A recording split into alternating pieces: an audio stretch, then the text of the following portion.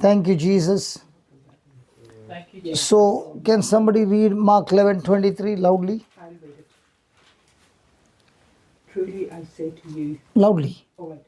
Truly I say to you, Truly I say to you, whoever says to this mountain, whoever says to this mountain, be taken up and cast into the sea, be taken up and cast into the sea, and does not doubt in his heart, and does not doubt in his heart, but believes that what he says but believes that whatever he says will come to pass, will come to pass, it will be done for him. that will be done for him. Therefore I tell you. No, that's enough. 23. Okay, sorry. So we were studying before the break that people misunderstand the scripture in Mark 11:23. It's all about saying. Saying is a part of the principle of faith. But along with saying comes believing. So if you look at the slide which I gave you, it says all you have to do, people interpret it as all I have to do is say it to receive the promise. But that's not complete, incomplete. Saying is part of applying the principle of faith, but there is more to it than just saying it. I must believe and not doubt in my heart. So, how do I differentiate between believing in my heart and believing in my mind? When you believe in your heart, your senses don't speak to you. Faith speaks to you. But when you believe in your mind, it's your senses that dominate you. Let me give you a parable. Do you have a Bible in your hand? Yes. Can you feel the book in your hand? Yes. Can you feel the book? Yes. Can you feel the pages? Yes. Put your hand on. Yes. Can you turn the pages? Wow. Yeah. Can you read from that page? Yes. Something can you read? Therefore I tell you. Okay, that means you are reading in English, Yes. right? Now, all that I asked you, you gave me the answer. Now, when I teach you how to believe in your heart, your answers will be entirely different. Go to the Gospel of John, chapter 1, and the first scripture. In the beginning was the Word, And the Word was with God. and the Word was with God, And the Word was God.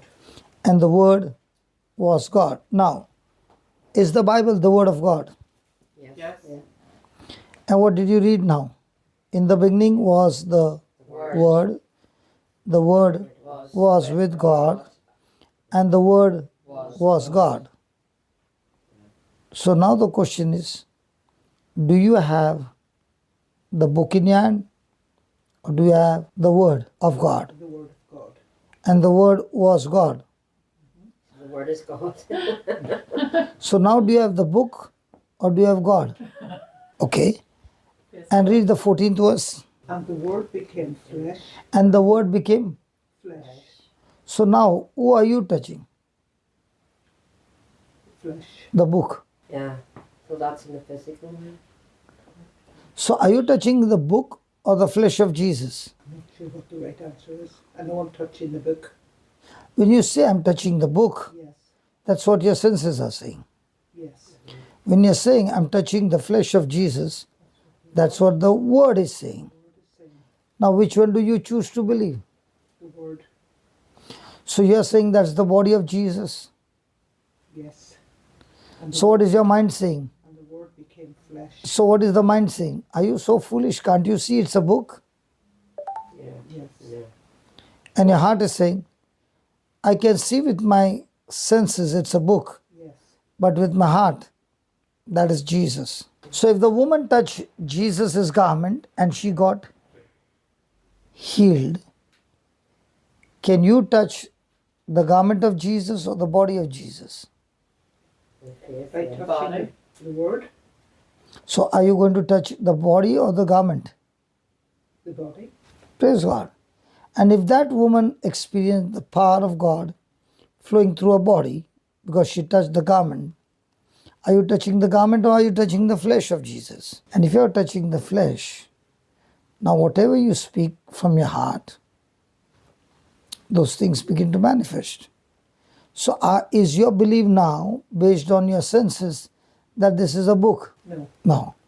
Now is your believing based on the word of God that says this is Jesus? So now do you differentiate between believing in the mind and believing in the heart? Why are you asking her? Are you not sure? No, I am sure. I'm just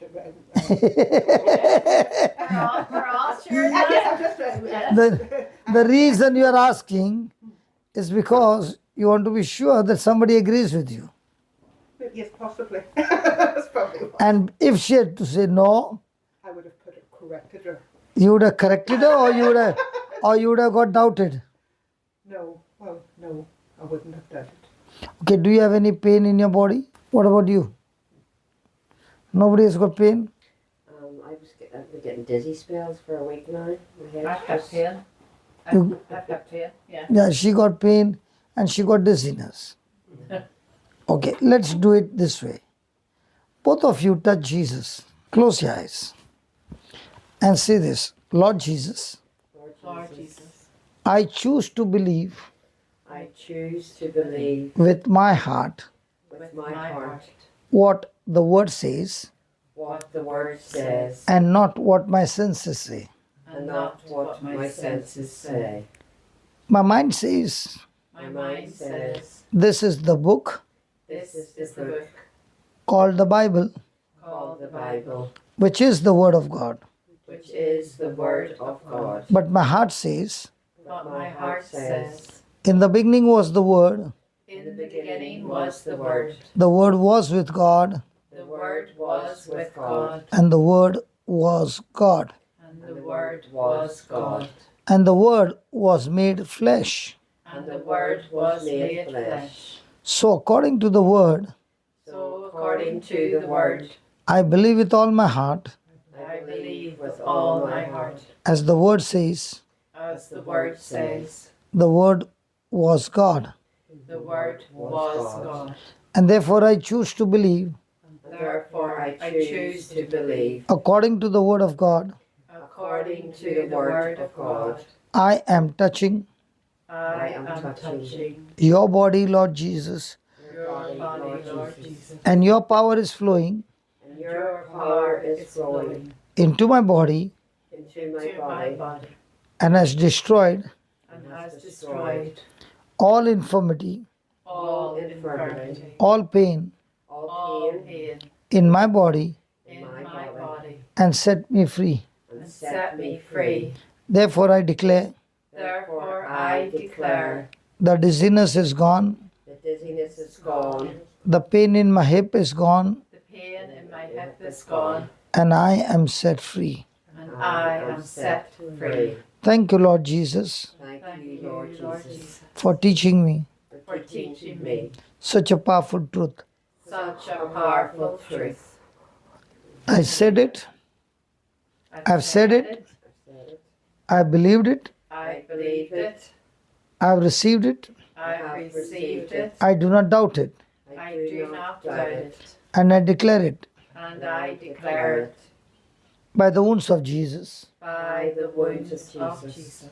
I am completely healed. I am completely completely healed. Amen. Amen. healed. Now check out. Check my head. You check your head. I check my head.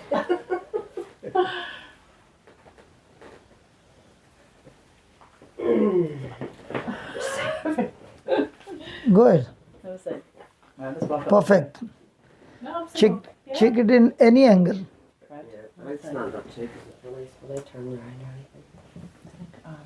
I must have went down. I got lost. Somebody Still waiting, there's no dizziness. Nothing. No dizziness. No, the pain's away from my hip. Yay! Yeah, Oh, it's gone. And it was really killing me earlier.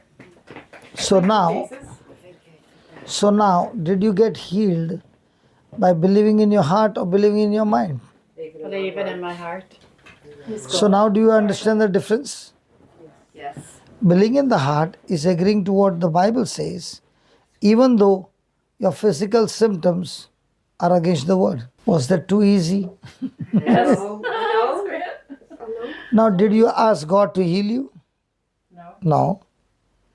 You just heard the word and you chose to believe the word, and it is in believing with your heart that takes you into the supernatural. Because believing in the heart is always the scripture, and believing in the heart is always faith. So, believing in the heart will never ever go against God's word. Believing in the mind will go against God's word. Now, for the same thing, you would have gone to the doctor, and the doctor would have diagnosed and given you more physical information, and that information would form you to doubt even more the word of God and end up taking more and more chemicals with the side effect. Praise God. So, did we say it? Yes. Did we believe it? Yes. Now, when you said it and believed it, what did you actually do? You called that word, written word, to go forth and perform for you. So it's not enough that you study the word and understand the word. The word has to be sent out to perform for you. That's called the faith of the Son of God. So you are enforcing. Just because the policeman has got a gun does not mean he's going to win. He has to use the gun, aim accurately, and shoot so that the thief who is shooting back to him, he gets him first. In the same way, the enemy is shooting his lies to you, Or something. Yes. and you get the gun out called the Word of God mixed with faith, and you fire it with confidence, it hits the target, and you are a winner. So, did we use the Word of God to aim at the target? Yes. Yeah. Did they open their mouth and speak it? Yeah. Yes. Now, did they open their mouth and believed what the Word said, or they believed what their senses say? That's how it works. She's still trying. She's still trying different angles to see how come it really went away. Yes, babe. I'm doing that. I'm trying to see is anybody else on there. Well, So, when you speak the unseen, according to the written word, you are calling things from unseen to seen. And then the manifestation comes.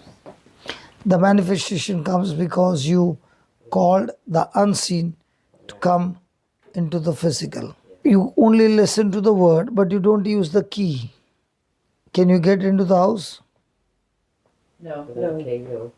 The key is in your pocket, and you're listening to the word, and you're speaking the word, but you're not putting the key in the hole and turning it. You got a car with the ignition key, and you put the key in the ignition, but you never turn it on. Will the engine start? No. So will you blame God for for the engine not starting? Right, so how, spiritually speaking, how do you turn the key of the car or the key? What? Just they did just now. They spoke what the word said. They spoke what the word said, irrespective of their situation. I believe. They never said once that, God, please heal me of dizziness. So from now on, are we going to say for things to come into your life? Are you going to say things which are there in your life? So are you calling the unseen to be seen? Yes. Yes. Is this ministry given to you? Yes. Are you using this ministry? Yes. So you're calling unseen to come into seen. Yes. Yeah. The other person is calling seen as it is seen. It's just using your senses. Yes. That's right. So who do you think will win? Yes. The unseen realm. The one who calls seen as seen, or the one who calls seen as unseen. So now did you understand the difference between believing in the heart and believing in the mind? Yes. So most of the time, do we believe in the heart or believe in the mind? So, would you say, Brother Johnson, sometimes it's a battle? I know it's not a battle and it's easier believing, yes. But I just, like, for instance, I lost my phone today. Still can't find it. So I had a choice. I can worry about it and say, please, Lord, help me find this phone, you know, and say it 20,000 times. Or, you know, what I'm deciding to do is just thank Him in advance. Thank you, Lord, you have this phone. You've found my phone. What's up? My phone is found in Jesus' name. It's in the house. And then just commanding it to come forth in the name of Jesus. But there's a battle going on because my mind wants to worry. Yes, There's that fight of faith Yeah. going on because my Because our mind, bank card's in the phone. my bank card is in with my wallet in the phone, and so my mind's going. Oh, From when did it disappear? this morning. Were you there in the hall? Yes. I had it. I remember having it at home. It's the last place I had it when Bridget was picking me up. But It was at home. It is at home. I think it's at home, but I Has can't to find be. it and I can't bring it. Okay, now we will do a homework. Right. The homework says all those things that are hidden shall be brought into the light. Amen. So say this, Lord Jesus, Lord Jesus, I do not know where my card is, I do not know where my card is. but you surely know it. So, Father, in the name of Jesus, Father, in the name of Jesus, I speak the words of Jesus. I speak the words of Jesus. Lord Jesus, Lord Jesus, every time you faced an enemy, every moment we face an enemy, every moment we face an enemy, the enemy threatens us, the enemy threatens us, and we speak and we speak our doubts. our doubts. But right now, But right now, I speak my faith I speak by faith in the name of Jesus. in the name of Jesus. I command the angels I command the angels to go forth to go forth and bring forth and bring forth my phone and wallet. Thank you.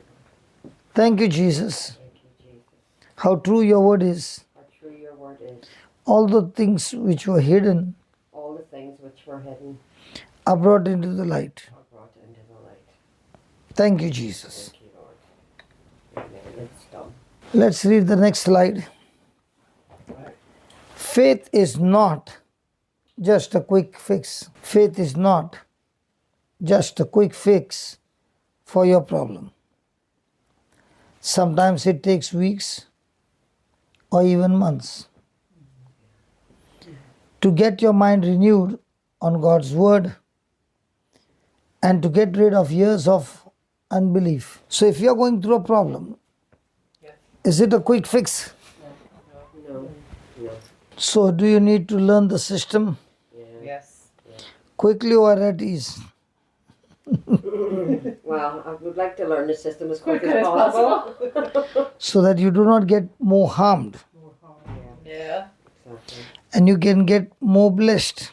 Mm-hmm. So your greatest enemy is what? Yourself. Unbelief. Unbelief. So how does a person get unbelief? Listen to the word. If The you've word. been- If you've been praying with your emotions and not getting answers to your prayers. You get unbelief just being in the word. You get I used think to it's because of the word. You know, you just using your sense knowledge, what you say. So the world is giving you sense knowledge Yes.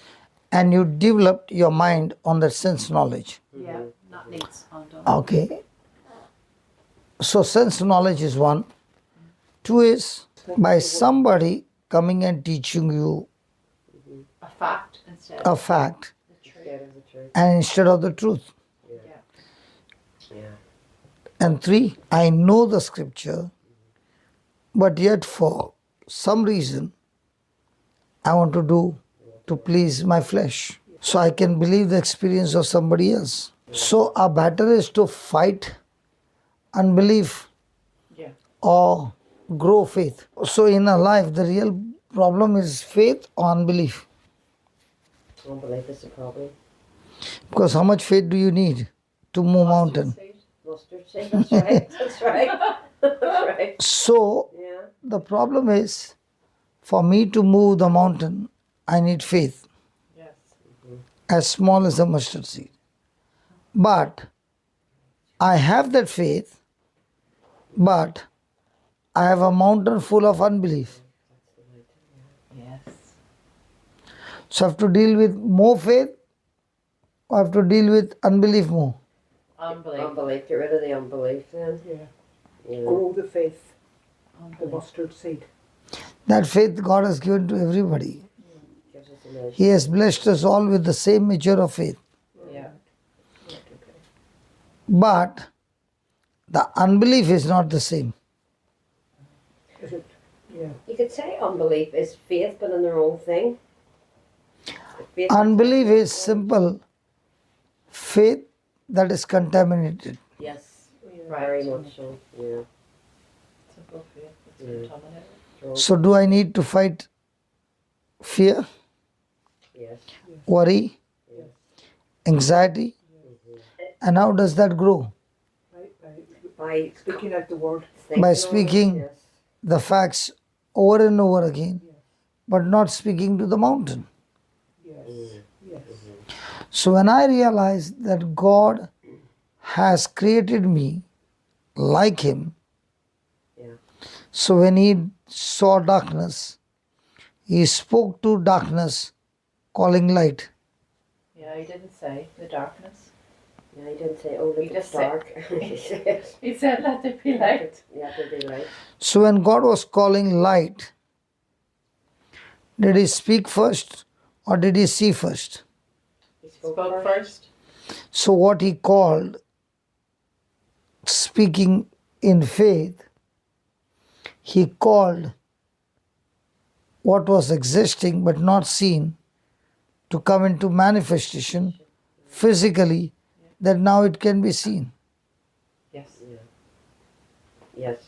And it's a reality, but it's just, So, do we call truths to come into manifestation or do we call facts? Truths. truth. Yeah.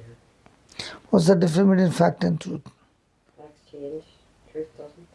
That's it. Facts are those you can sense with your senses. Yes. Truth is those things that are written scriptures that cannot be changed. Yeah. Yes. Facts is temporary. So, what is blocking us? Unbelief is blocking us, Yeah. or facts are blocking us? Unbelief. Lack of knowledge. Lack of knowledge or knowledge through the senses. Mm-hmm. Yeah. So, are we. Guidance of the Holy Spirit. Sorry? Say it again, Eileen. To be guided by the Holy, to be led by the Holy Spirit in reading the Word of God. So, the Holy Spirit is the one who gives you the understanding. Yeah. Does that mean because you got the understanding, you are believing? Um, No. No. No. No. You just got to understand it. It is your choice. Yeah.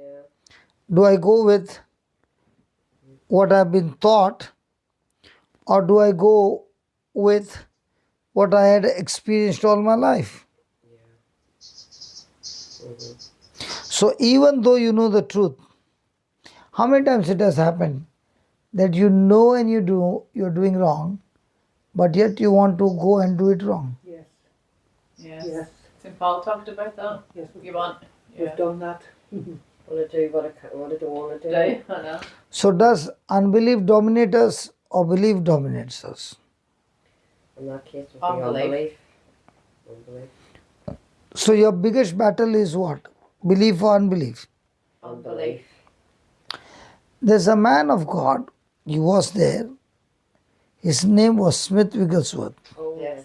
Okay. He raised 24 people from the dead. And a pastor came to meet him.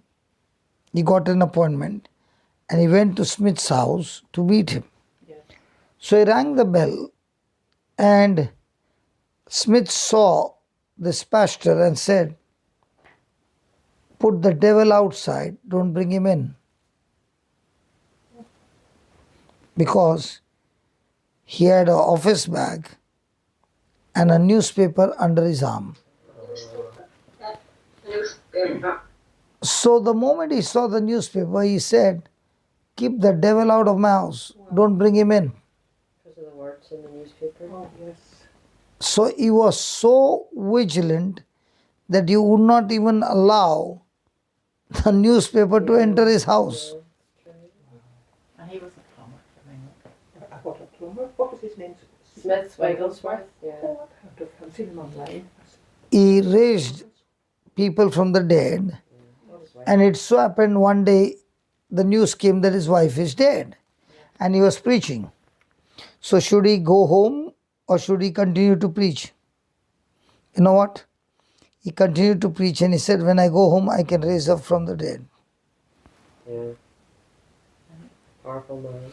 Yeah. And when he went home, he took a dead body, put it against the wall, and said, "I speak to you, dead spirit, come out of her, and life come into her." And she came back alive. When she came back alive, she said, "Why did you call me back? I was enjoying with the Lord so good."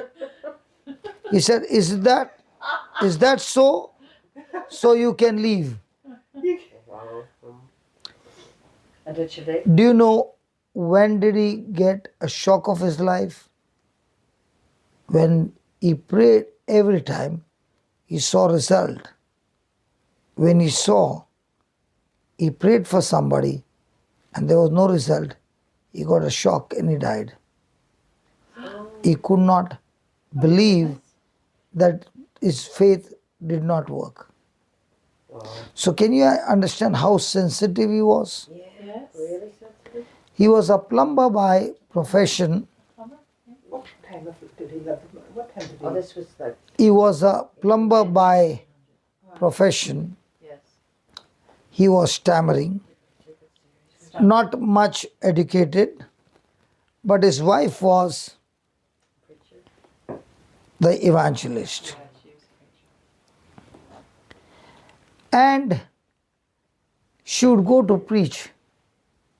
And one day she happened to come late.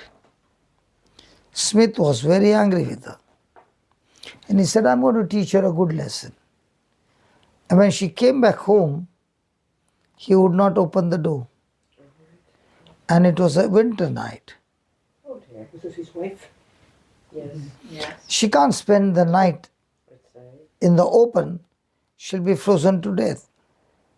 He was so angry he would not open the door. So the wife prayed to God and said, "What do I do now?" The Lord said, "The garage door is open. Go and open the door and stay the night there. You'll be safe." So she spent the night, and in the morning she rang the bell, and Smith was ready for a fight. And the moment he opened the door, she went into his arms, gave him a kiss, and said, "Good morning, honey. I'm already late to prepare your breakfast." And she went into the kitchen as if nothing had happened. Hi, honey, I'm home. Praise God. But you put in lots of love and action. Now he is waiting for a fight, and she's giving him love. He could not understand. He was very angry now. He said, "What kind of a woman are you? I kept you out the whole night, and you come and still continue to love me? Are you not angry?" So she says, "He told me to love you the way you are." "Who are you talking about?" "He." She said, "My lover, Jesus." So now he says, "Can you introduce him to me?" And that is when Smith gave his life to Jesus. Because of her, Praise God. his wife's witness. I never heard that. No, I didn't know Oh, that that's either. beautiful. I didn't know that. So did she win him by love or by preaching? Love. So he began to study the word, and one day he said, "Wife, submit to your husband." Right. So today, when you go to preach, I'm going to preach on your behalf. All right. She said, "Please go ahead." And he's stammering. And he went there and he stood there and began to preach. And the wife was crying because she knew that's not my husband who's preaching. That's Christ in him who's preaching. And Smith began to study the Bible day and night. And he would not allow anything to come in between the Lord and him. He'd be single-minded, wasn't it? Yeah. He was single-minded. Praise God. So he learned to call things which be not as though they were. Like Jesus, when he saw a blind man, he never said, "You are blind." He said, "Receive sight." That means Jesus was calling sight to come from the spiritual to the physical manifestation. What do we call? We usually say what we see. A paralytic man. Jesus never said you're suffering from paralysis. He said, pick up your mat, Walk. rise up and walk. But you can't do. You think possible? He saw a deaf man and he said, deaf spirit, get out. Yeah. He saw a man with a withered hand. He said, stretch out your hand. So what does faith do? Faith calls things not sensed by your senses to come into physical manifestation according to the Word of God. Yeah. So right now you too, one had dizziness, one had pain, praise God, and you said, Lord Jesus, I'm touching your body and your power is flowing into me. What did you do?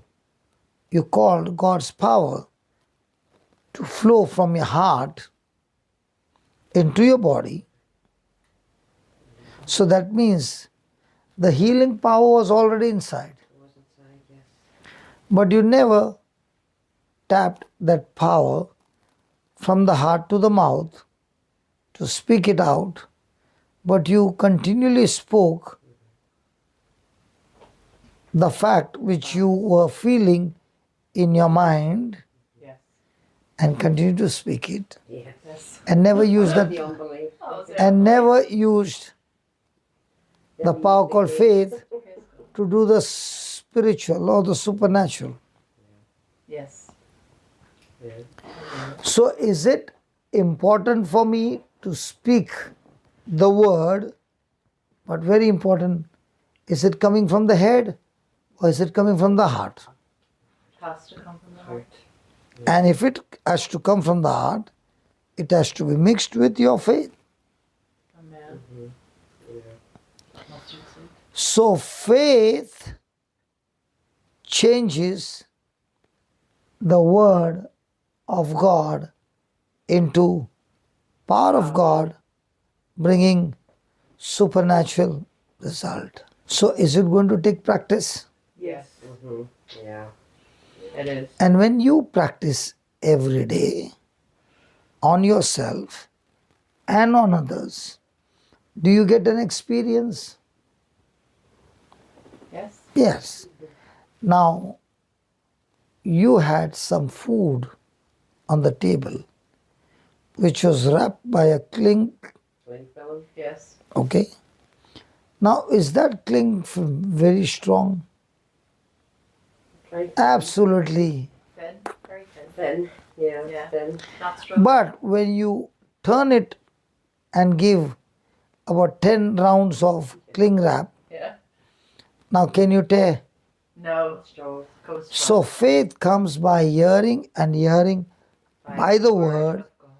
and that faith that you got by hearing, when you apply it in your life on your problem, you experience the victory, and every experience you get, you just had one round of cling wrap.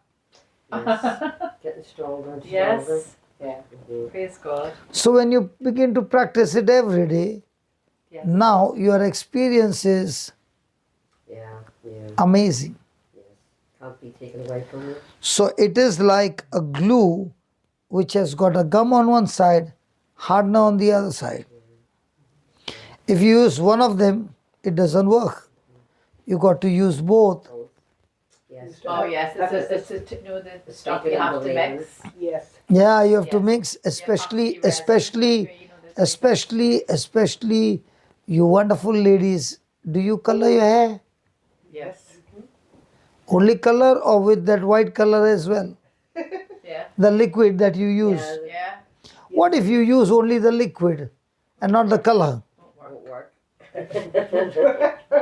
When you give parable according to what you have experienced, the effect is very good. Praise God. Amen. That is Amen. good. So have you ever used colors Yes. Mhm. You have to mix them together. Yes. in equal proportion? Yeah. Yeah. You give it a good shake. And if you don't use it in equal proportion and you don't give it time for curing, Yes, for certain. and you go and wash your hair in 5 minutes, and the company said 45 minutes. It would wash out.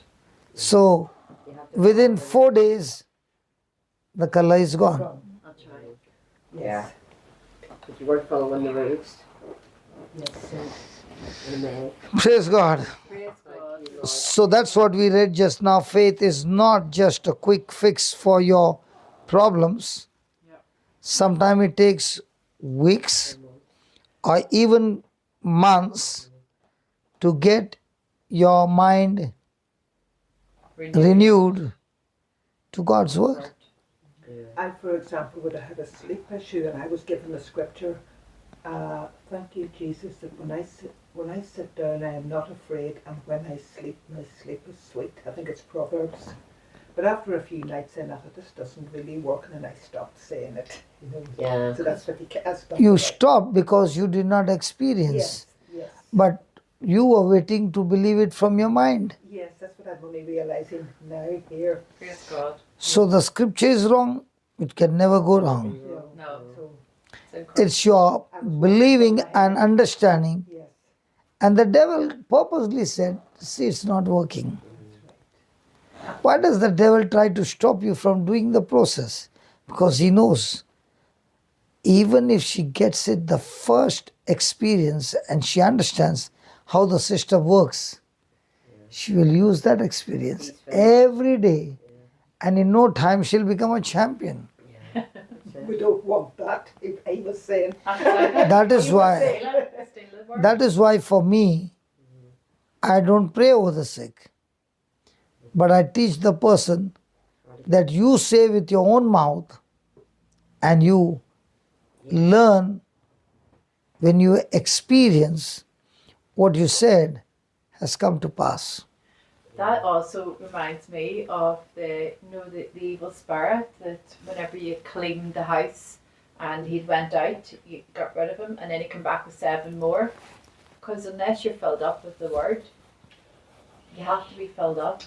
Yeah. Yeah. If you leave that house that's why empty, mindfulness leaves you empty.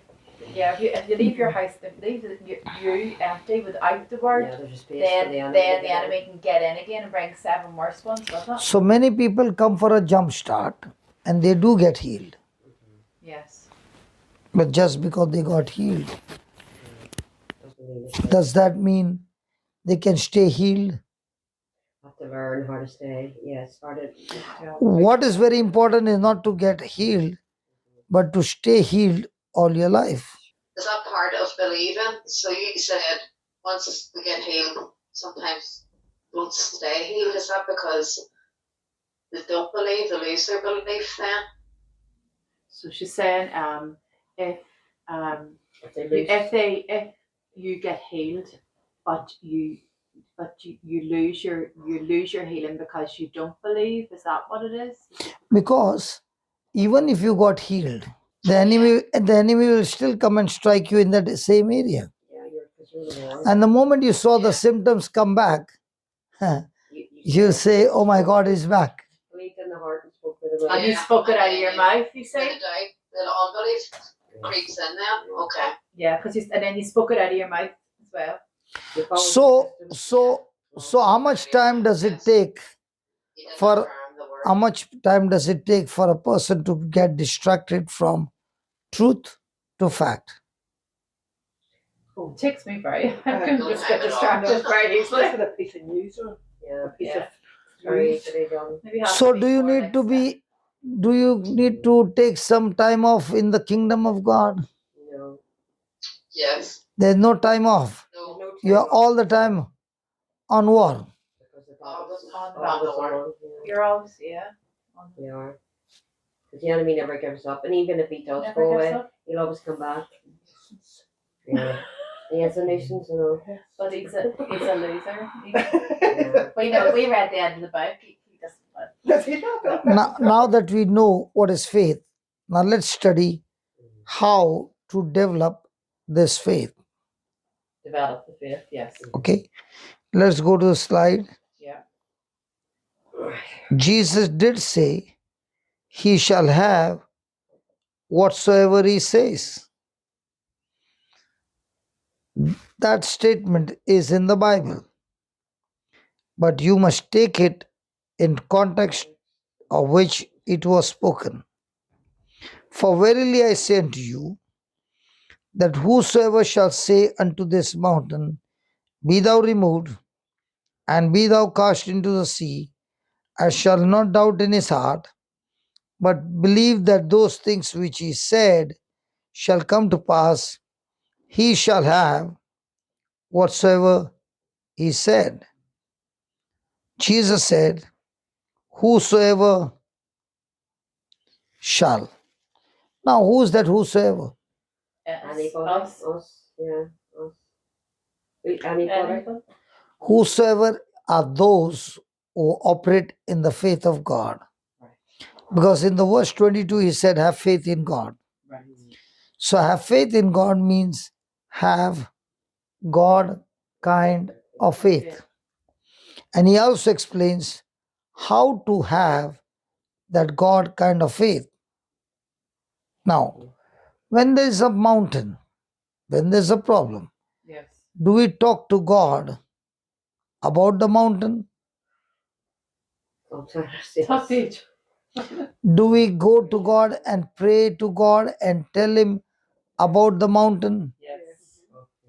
But a person who has the faith of God does not pray talking to the mountain, but he says to the mountain. Yes. Get out of my road. So the man with the faith of God, when the mountain shows up, his praying is stopped, now he's saying. So what's the difference between pray and say? When you pray, you're talking to God. And you're talking to God, his word, in agreement. Praying. Yes. Saying, also, you are saying the same scripture. But this time, you're not talking to God. You are enforcing that word to go forth and destroy the work of the devil. That word coming out of your mouth is the same. Has the same power. Praise God. I like that sound effect. Yeah. Yes. Very good. Yes. It has the same power as God. God is speaking it when we speak his word. For example, let's take an example. Yes. God said that Jesus took your place on the cross and he died for you and he was made sin for you so that you should no longer live unto sin because you are dead to sin, but alive unto righteousness. And then he says, by his wounds you were healed. So when I pray to God, can I say, God, I pray to you, please God, have mercy on me and heal me. So now what you prayed, God, I believe, please heal me. Is it aligning with the word or you're going against the word? You're not aligned. You're going against, you're going against the word. So is your prayer right or wrong? It's not right. It's not right, but it's due to. So when you pray, do you talk to God, his word back to him in agreement? Sometimes. Sometimes. Yes. Not often enough, obviously. So do you use your words or his words? I work. So when you use his words, is he going to be more pleased, or if you use your words? Well, his words are greater than ours. Yes, his words What are greater than ours. So what pleases God? You speaking his word, or you speaking your own words? And when you speak his word, are you speaking by faith? Yeah. So the Bible says it is impossible to please God without faith. It is impossible to please God without using his words. So when we pray, do we pray to God his word, or we change the tense? No, usually you just have a list. For example, do you ever said this prayer? God, I love you so much.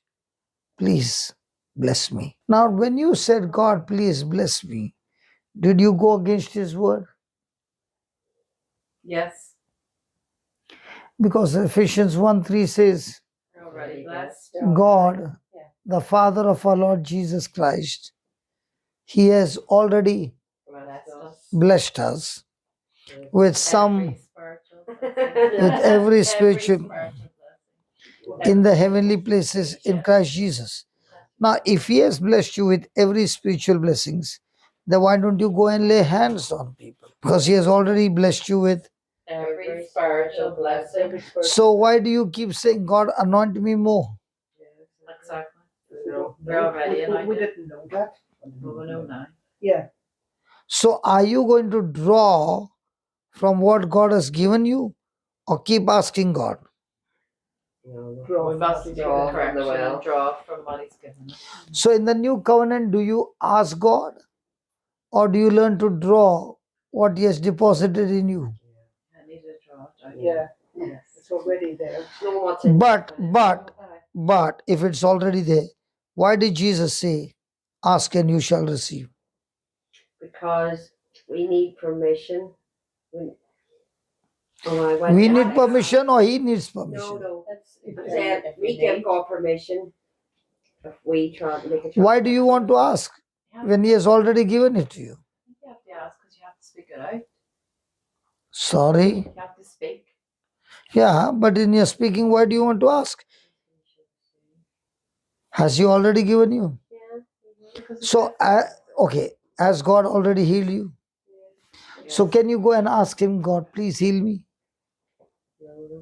Now, why did Jesus say, ask and you shall receive?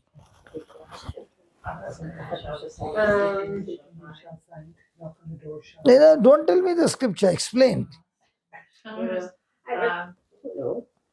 Is it to do with your heart? Means? Which, because what I'm thinking is, and once you search for me with all your heart, when you search with all, in other words. Can I give you a parable? Yes, please. But it's going to be personal, private parable. Is that okay with you? Yes, absolutely. Okay. You're not acknowledging he's God. Say again, Kelly. Are you asking because you're acknowledging him as God? So she says, are you asking because you are acknowledging that he is God? But when he has already given me, why do I need to ask him? Okay, go ahead. Because you're giving him his Good authority. question. Because you're giving what? His authority. His authority. No, but it's why we need to ask when he's already given us it. She says, Can you believe he finished 1 hour? Believe 1 hour already? to show that Yeah, my recording shows 1 hour 2 minutes. what was that, Kelly? say you believe. Okay, let me give you a parable. Let me give a parable, then you'll understand. But it's going to be something personal, private. That's right. Yes, It's go okay, ahead. right? Yeah, go ahead. You won't get offended, right? Oh, well, I don't get offended. Okay. Like Because I said, faith works through love. You can't get. I'm Belfast. Correct. Okay.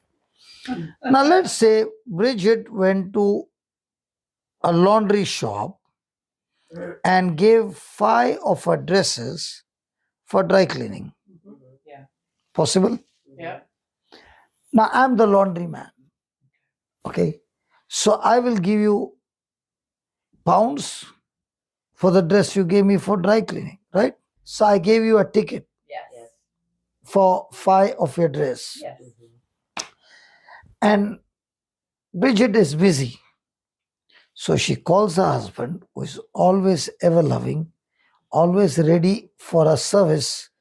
Whatever she says, is always ready to do it for her. Yes. And now Bridget says, honey, when you come back from work, that laundry shop is on the way. Can you pick up those 5 dresses of mine? And here's a ticket. And I've already paid for the dry cleaning. Yeah. All you have to do is show the ticket and take the delivery. Yeah. Good deal. Yeah. The husband says, okay, darling, anything for you. Goes there. And then he talks to the laundry man and says, my beautiful wife, fair looking, golden hair, she gave you 5 of her dress and I've come to take delivery. So I tell him, listen, gentlemen, in this shop, all ladies who come are fair. And many of them, and most of them, are beautiful. Now, how will I know who's your wife? So I can't give it to you. He pleads and says, tomorrow my wife has to go for wedding and she has to wear that gown. Please, I can't give it to you. So now he's getting angry. Will I give him? No. Now he's saying, let me do it a good way. He kneels down and says, I plead to you for my wife's sake, please give it to me. Otherwise my wife will be broken. Then he remembers what the wife had told him. He takes out the ticket and gives it to me. Now, when he gave the ticket, will I give him the dress? Yes. So what is he doing when he gives the ticket? Proof. Providing proof. He's asking me to give him what belongs to him. Yes. Right. Yes. He's not asking He's not asking for something that doesn't belong to something him. that doesn't belong to him. Yes. So in the same way, when Jesus died, he said it is finished Yes. from his side. Yes. And God the Father made a covenant through Christ Yes. where everything of ours went to Jesus, and everything that Jesus earned by his obedience, God the Father transferred it to us. And you are correct. So now, do we sweat to get from God, or do we believe to get the inheritance? We believe. Yeah, to get to her, we believe. We believe To get the inheritance. So can you get inheritance without showing the document? No. Proof. Oh, yes, No. yes. You have to show. And what's So just because you belong to the family, can you say orally, I belong to this family, that's why this property is mine? They'd say, hold on. Show me the document that you belong to the family. Yes. You have to prove who you are. So in Christ, has God the Father adopted us? Yes. Yes. So has he given you the document? Yes. Yes. So when you pray, do you pray showing the document what belongs to you? When we ask, you mean we're showing the document? When you're asking, you are making a demand to heaven, what is your inheritance through Christ Jesus.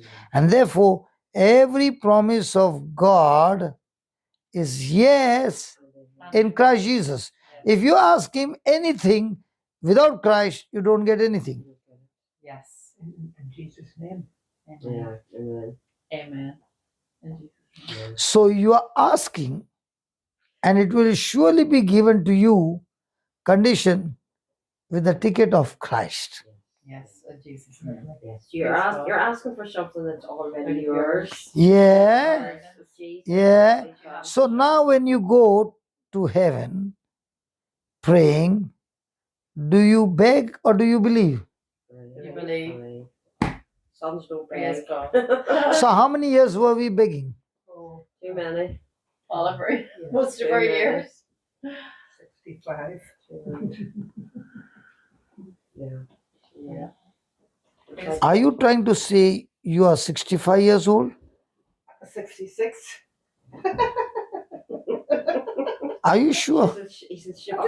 just got the pension, the state pension. well done. Yeah. Well done. So are you sure you're 66? Yes, I'm sure. Of course, I'm sure. That's a compliment. So to get your pension, did you have to show your document that you're No, 66? I got a note to say I'd reached pension age. I didn't have to do anything. It all was done. Some other office. So your documents were already installed. Already Yes, the installed, documents must yes. have- The documents were already there. Yeah. So will they give you pension without the proof of a document that you're 66? But you don't look 66. Listen, you don't look 66. So they Your say. details are on their system. Aye. Your details are on there. You don't look 66. Thank you. If I was in their place, I would have said, there's an error of 15 years. You're younger. You're too young. You're too young. So you come after 15 years for your pension. What did you say? Come back in 15 years. You look too young. Oh, no. No. But the document proves Yes, the document, my birth certificate, born 1957. exactly. So do you show the certificate of heaven to get things from heaven? Yes. Yeah. Your inheritance is from heaven. Praise God. Lovely. So when you go to the Father, do you take your document, what Christ has done for you, or do you take your document, what you have done? Jesus. Hey, hold on. Most of the time we go and talk to the Father, what wrong we have done. That's right. No doubt. So do we need to go to the Father and talk to Father, what Christ has done for me? Yes. It changes it completely then. Aye. So my prayer is all about what Christ did or what I did. What Christ did. Yeah. And if the whole day you're sitting with what you did, you're messed up. Yeah. That makes sense. And that's why the devil comes and condemns you again and again and reminds you of what you did. That's right. That's right. That's absolutely right. Yeah. And when he reminds you of the mistakes you did, he says you're not even qualified. That's why Jesus did it all perfectly, and we can just That's right. You just, yeah, show him that's the right. hand. That Jesus was- did it perfectly Jesus for did it. me, so I don't have to be Jesus did it. perfect. My perfection is in Him. Praise God. Yeah. But how come while praying you don't do that? Don't do I it don't enough. know. Don't do it enough. It's the It's discipline. learning to do that. Because we were taught wrongly Yeah. Yes. and we practiced wrongly. And we were also said, if you stay on your knees longer, your prayers will be answered. Trying to twist God's arm through long prayers. You know. You kneel down not because to get something from God. You kneel down because you love Him Love for what He has done. And you're saying, Lord, you are my King, you are my shepherd, you are my everything. And I want to bow down to you in total submission because of your love. And I wouldn't have been doing that. I'd have been begging. That's please, what I please. want. I want to have that. I want to get to that stage. Yes. I want to know. Yeah. Yes. Yeah. That's Yes. what I want. Yes. Yes. And to fall in love with him. Yes. Yes. Mhm. Praise God. That'd be nice. Absolutely. Yeah. Put this love in your heart. To know Him and love Him. Then He said, seek and you shall find. What do you seek? Seek and you shall find. What do you want to seek? 2 Peter 1 verse 2 says, grace and peace is multiplied unto you The knowledge of Him. through the knowledge of God and through our Lord Jesus Christ. And the knowledge of Him. So what are you seeking? Are you seeking the blessing? Are you seeking the healing? Are you seeking the deliverance? Are you seeking His word? His word, the knowledge of Him. His word and Him are one, isn't it? That's company. That's the root which will produce the fruit. Yeah, that's it. So if you want healing, are you seeking the healing or the scriptures on healing? Scriptures of healing then. No, it was, Yes. Because the word is the same as God. God is the word. Okay, you read it. You read it. Do you want me to put the light on? 2 Peter, 2 Peter 2 Peter verse, chapter 1, yes, verse number 3. number 3. His divine power His divine power His divine power has granted to us all, has granted to us all things, some things, all things, some things, all things, some things all things that pertain to life and godliness. So if you made up your mind to live unto God, so has God already deposited in your account all things? Yes. Has granted to us all things. All things. So do you need to worry about all things? No. Or has He already given it to you? But is it physical manifestation or spiritual? Spiritual. Spiritual. Then after that, Through the knowledge of Him who called us through the knowledge of Him who called us to His own glory to His own glory and excellence. and excellence. Okay.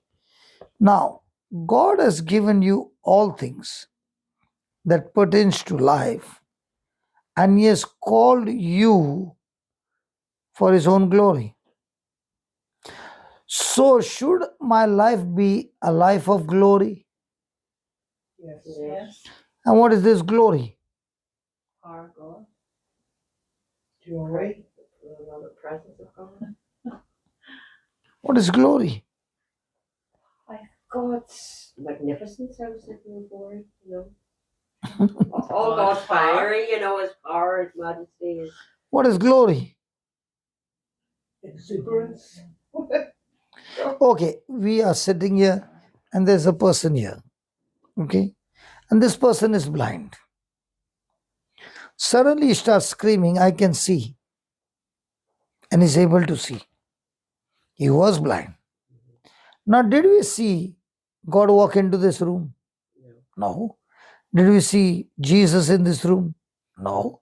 Did we see the Holy Ghost in this room? But did we see the work of God with our natural eyes? Yes. That's God's glory. Ah, right. It's a manifestation of His power. So even though you did not see God, but you saw the physical manifestation of God's power with your natural eyes. I don't know about UK, but when I am in San Francisco, in the evening, I go and watch the sky. There are multicolors on the sky. Okay? And as the sun is setting, you can see the canvas changes within seconds. And the canvas is so huge, and you can see every second the colors are becoming different. Yes. Did you see the moon last night? No. Did you not see the moon last No. night? Was it a full moon? Did you see the moon last night? No. No. Didn't see the moon. It was golden in color. Oh, very, yeah. You saw it? Yeah. Yeah. Full moon, golden in I've color. never seen that before, ever. Wow. That particular Beautiful. Even I saw last night. And that's why I know. And I said, wow, what's that? Glory. Yes. When you see the mountains, glory. When you see the geography channel and you see different kinds of insects with colors and you see the fishes of different shapes, what's that? Glory. When you see some flowers, you are saying, my God, what a design it is. Yes. God's glory. And can you see the varieties? Yeah, so many different sporadic. So God has called you for His glory, that when people see you, they can see the mighty work of God in you, and they will say, "This man, I knew him before. He was a total messed up person, but I don't understand. Look at him. Look at his life. Look at his lifestyle. Look at the words when he speaks." At once, the Spirit of God bears witness that truly is a child of God. God confirms His word with the signs and wonders. Yes. What's that? Glory. Glory. So God has called us to a life of glory. I would have looked at it that way. Mhm. So are you supposed to live a natural life, common life, or a supernatural, uncommon, beyond imagination life, that when you walk, the glory of God goes with you? Yes. Yeah. Praise God. That's Now, what- was Paul's life a life of glory? Paul. Paul, he is in the prison. Silas is in the prison. And they are going to be put to death, probably. Yes. And in the midst of that situation, they are not even bothered about the situation. They are praising God, even though they have been beaten with rods. They are praising God, thanking God, and worshiping God. I'm gonna show happen. When do we sing hymns? In church. No. I've got two specialists here who sing hymns. My question to them is, do they sing the hymns with the same tempo when everything is going wild in their life? Yeah, so that's the thing. It's easy to sing when everything's okay, isn't it? But when things are your back's against the When wall. things are going really bad, Yeah. when you are insulted, abused, and somebody comes and says, "Is that what you sing? Is that what you sing? Who gave you the guitar, man?" And now what happens to these two girls? The fight of faith is on. So now are they saying, "I never sang for you, I sang for my Lord"? Do you know? Nobody ever takes me in the choir. But when I sing, even the best singers have a problem. So I said, "Lord, why did you give me a voice like this, that when people's eyes are closed and they hear me sing, their eyes open and say, 'Who is that who distracted my worship?'"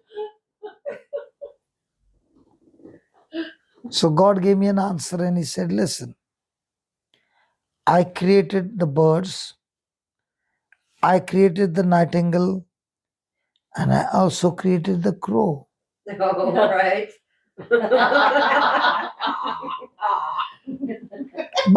But each one has his purpose.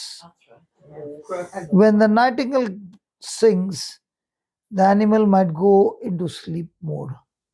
Ah. But the moment the crow makes one sound, all animals in the jungle are awake and alert because there is danger around. Is that what the crows mean? Yeah. The, Serve a purpose. the crow will only crow, especially when there is a hunter there. The crow is the hunter's biggest enemy. If he is aiming to something, some animal, the crow will do crack, crack, and all the animals know. Right. When he starts crack, crack, run. These are all warning system. Wow. Yeah. So when I sing, so he said, "Don't bother. Run! If I give you that voice, I'm pleased. If people are not pleased, that's their problem. Are you singing for them or are you singing for me?"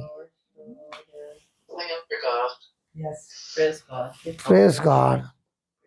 So even though the quiet don't take me, God takes me God takes as I am. Music to the Lord's ears. As you are. Yes. Praise God. Praise Praise you, God. Jesus. Praise you. Praise Hallelujah. Yeah. Could you make out 1 hour 24 minutes ago? I Is that what they know. are? Yeah, it's Wow. crazy. Crazy. 25 to 10. I know. Seems like 5 minutes. Doesn't it? No? Yeah. That's what the Word of God does. It is. That's what the word of God does. Yeah. Then he says, knock and it shall be opened. Interesting. Would be a question coming up. So why did he say knock and it shall be opened? You mean to say God cannot open without knocking? So it must be connected then to the. Do you remember when your children were small? They were in school and they came from school by school bus home and they were hungry and they came and knocked at the door and you started saying from inside, unless you kneel down and ask me, Mom, please open the door, I will not open the door. No, no, no. And your children kept knocking and knocking and knocking. And you said, now I'm satisfied, so let me open the door. No. No. No. Your kids want Have you ever heard people say, let's storm heaven? Yes. Yes, I've heard that. Yes. So do we need to storm heaven? No, No. not according to the Bible. Heaven's already open to us. That's right, I've heard that often.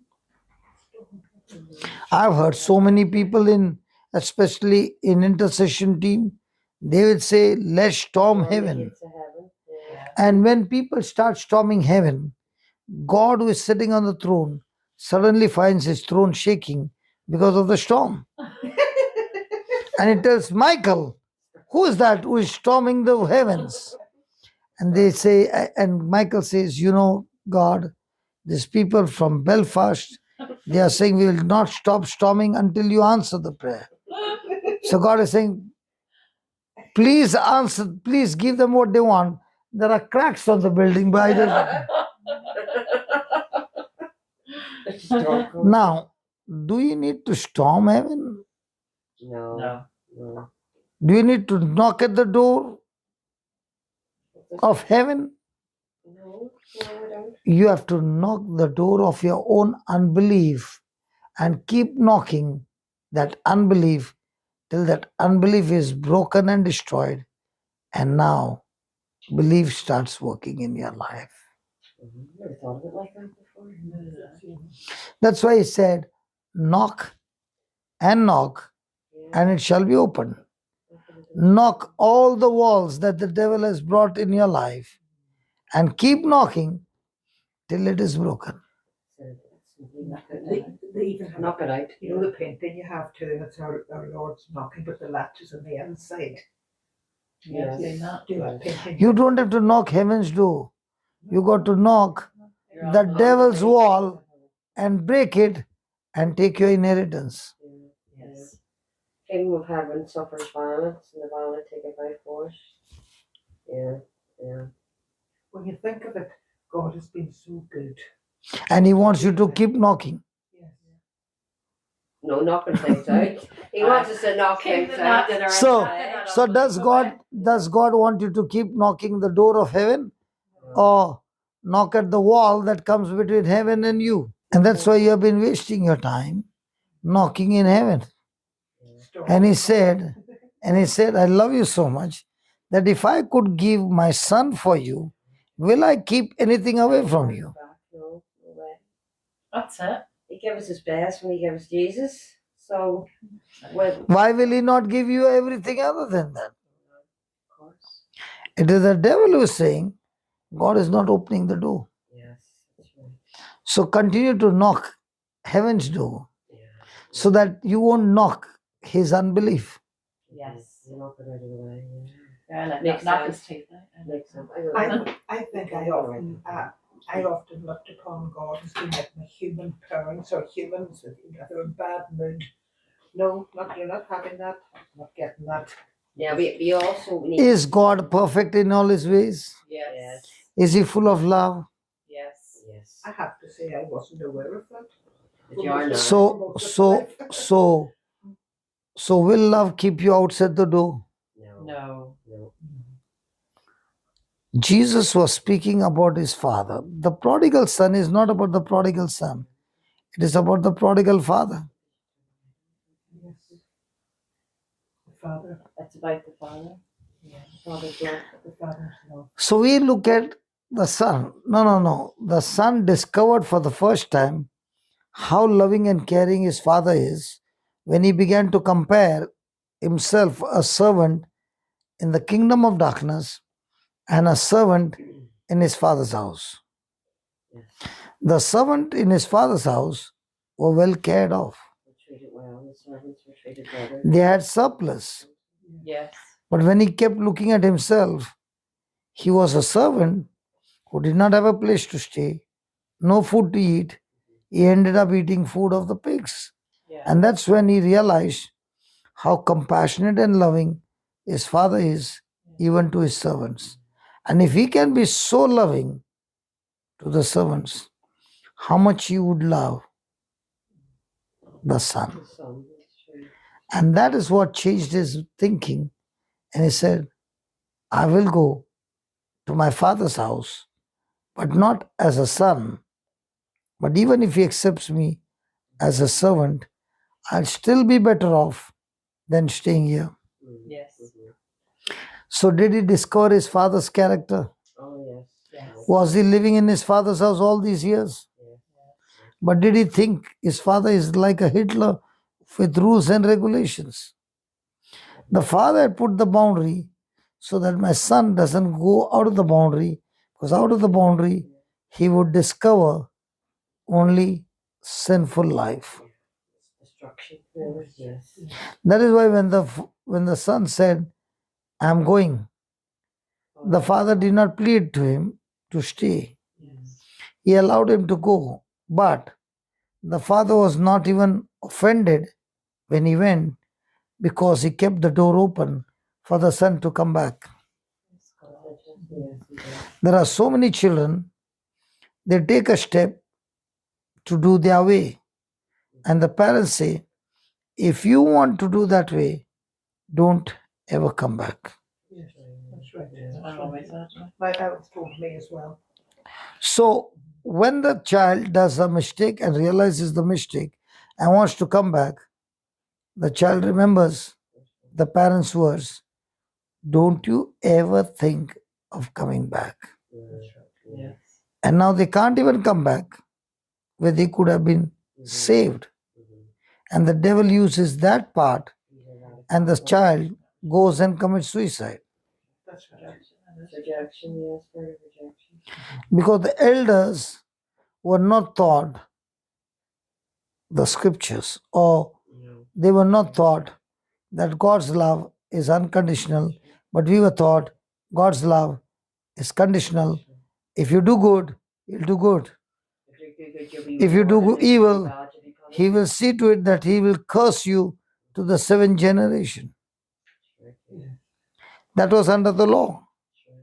But in Christ Jesus, we receive unconditional forgiveness from God. That's why I had difficulty with that, because I, at a younger age, committed some misdemeanors, and I was put out of the family home. Yes, that's what Brother Schultz was Yeah, that's just. what I'm just Yeah. saying. Just So you would relate to that then? and then I'm out for 20 years, and Right. 20 years went by. So that's 20 why- years you could not go back to your house 20 years. because they told you don't ever come back.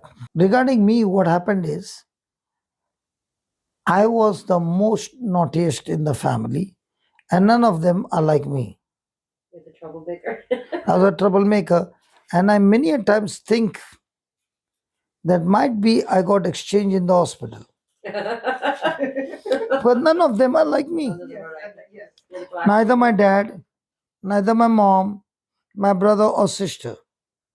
I'm entirely different from all of them. So when I look at them, I would wonder, how come I'm so different from the same family?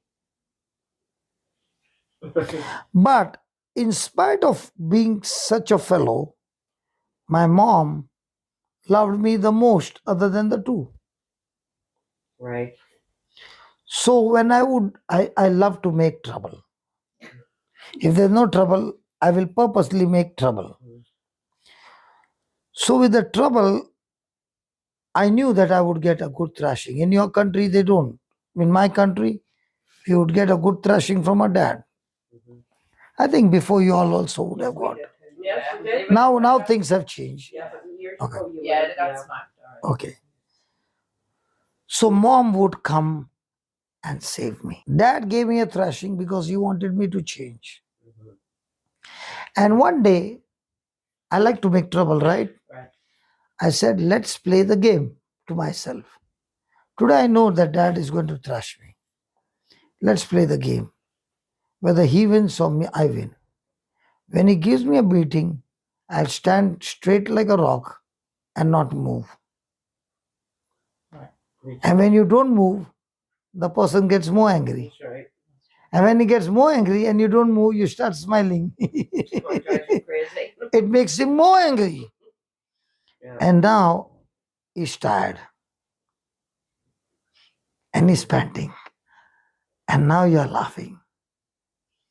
This incident actually happened in my life. My dad sat on the ground, on the floor, and began to cry like a baby. And he told my mom, we have lost our son forever because he's so stubborn. Neither beating nor anything is willing to change. And after that, dad never ever touched me again. Because now I was a total gone case. That is why when I look at my life from where I started and where I am, I myself can't believe Yeah, it's a miracle. that this can happen by the power of God. My father took 13 years to believe that I'd changed. 13 years. So I told my dad, I've just got a new center and there's an opening. So can you just come to this place? He said, I will come to that place provided on a condition you will not introduce me that I'm your father. I said, okay. So dad came and sat in the crowd, and I told on the first, as soon as I took the mic, said that man who's sitting there in a white shirt is my biological father. And my dad put his head down because he knows me as a troublemaker. Right. And he could not believe that I had changed. So when the lunchtime came, people came and told him how they had got healed of HIV, cancer, marriage, this, that. And when they started sharing the testimony of how blessed your son is, how blessed your father is, he could not believe. What are they saying? It's a different person they're talking about. 3 days dad stayed there, and 3 days he was crying like a baby. He just loved you anyway. And then he came back to Bombay, and when I went to meet him, he took me in his arms and cried, and he said, you know what? All these years from the day you left home, I was praying for you, and you left the business, the family business, and you were very good in family business. But you went taking the Bible. And I said, God, what has happened to my son? He was so good in business. He quit the business which was giving him money. And now he's roaming with the Bible. I don't know what he's doing. He's gone mad. What was your business, brother? I was manufacturing diamond tools. So, dad prayed that God do something and bring him back. He wanted you to stop, come back. Because he did not want me to go around roaming. No money. No money, no. Yes, no security. Okay. When he saw what had happened, he took me in his arms and he said, I prayed for 13 years for you to come back. Today I want to tell you, you shall never come back. You shall continue to do What you're doing. the job that God has given you till the last breath. Praise you, Jesus. He said, I've done so much of business, I've earned so much of money, but with all my earning, when I look at your job is more precious Better. than I've done it. And I'm proud of you, son. That's right. And he wept. Yeah. So that was the glory. Your father saw the glory of Are your God. parents still alive? And mom could not see that Yes. Mhm. because of my life. She went into depression and she died. Oh, Yeah. So mom was, now when you see me, you're saying he's so active. yeah. I'm operating on 30% of my mom's energy.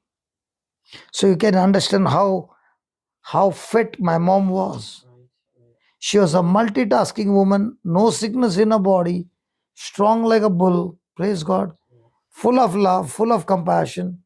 But when I left my house and walked out of the house, that's the time she could not take it.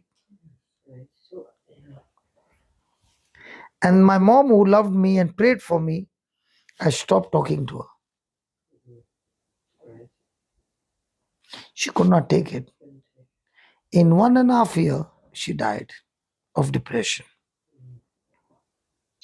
Yeah, there's a lesson in that, isn't there? Yeah.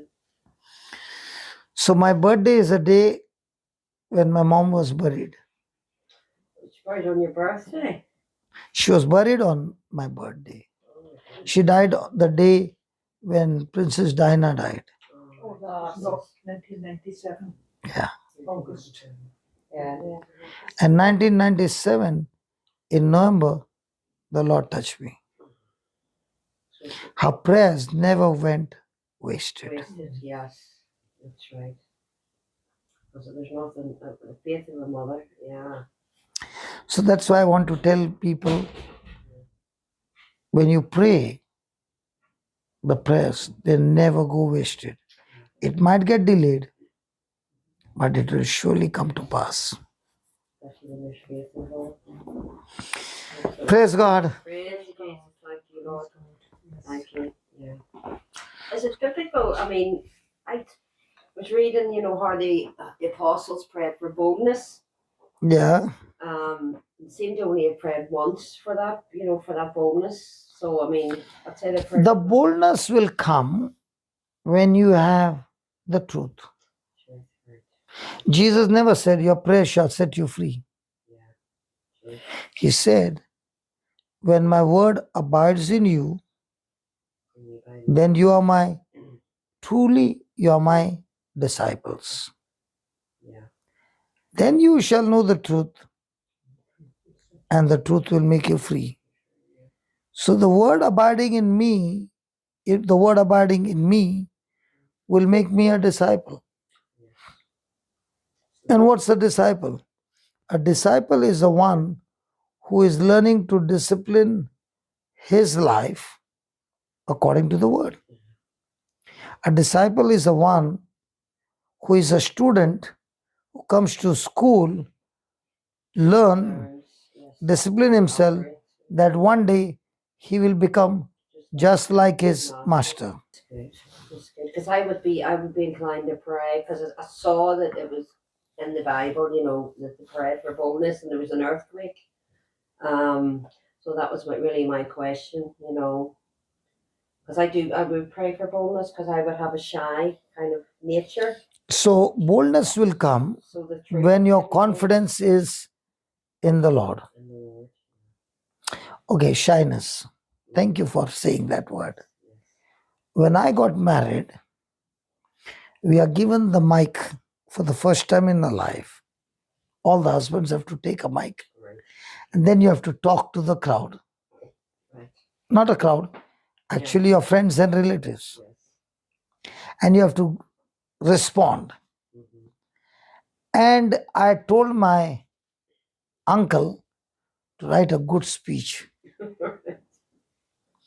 So I kept that sheet of paper in my pocket. Now when the time came, I forgot which pocket. And I was searching and I could not find, and I became so nervous. And the cameraman was taking the camera shot very closely to get my expression. Oh my goodness. So I said, forget the speech. And I started. And I could not speak Too nervous were you? because I had never taken a mic in my hand. Yeah, it's too hard for you. It was very tough. Somehow I managed wiping my sweat. And when I look today, on that day, I could not face the crowd. But today, I spend more time with the mic than any person in the world. Yeah. Such a big change. So he changed me from shyness to boldness because my business changed. He made it to his business. The Samaritan woman was ashamed. That's why she did not come to the well in the morning. She came when there was nobody. But when she encountered Jesus, she realized her old life is gone and she has received a new life. And in that new life, the Bible says she went back to the city and spoke to the elders. And she was able to bring the whole city. So when you realize that you are completely forgiven and all your past is forgotten, God doesn't remember it. And He wants you also not to remember it. So if you are shy, do you ever think that shyness is pride? Yeah. Yes, it is actually. Because when you're shy, it's all about you. That's right. You're inward looking.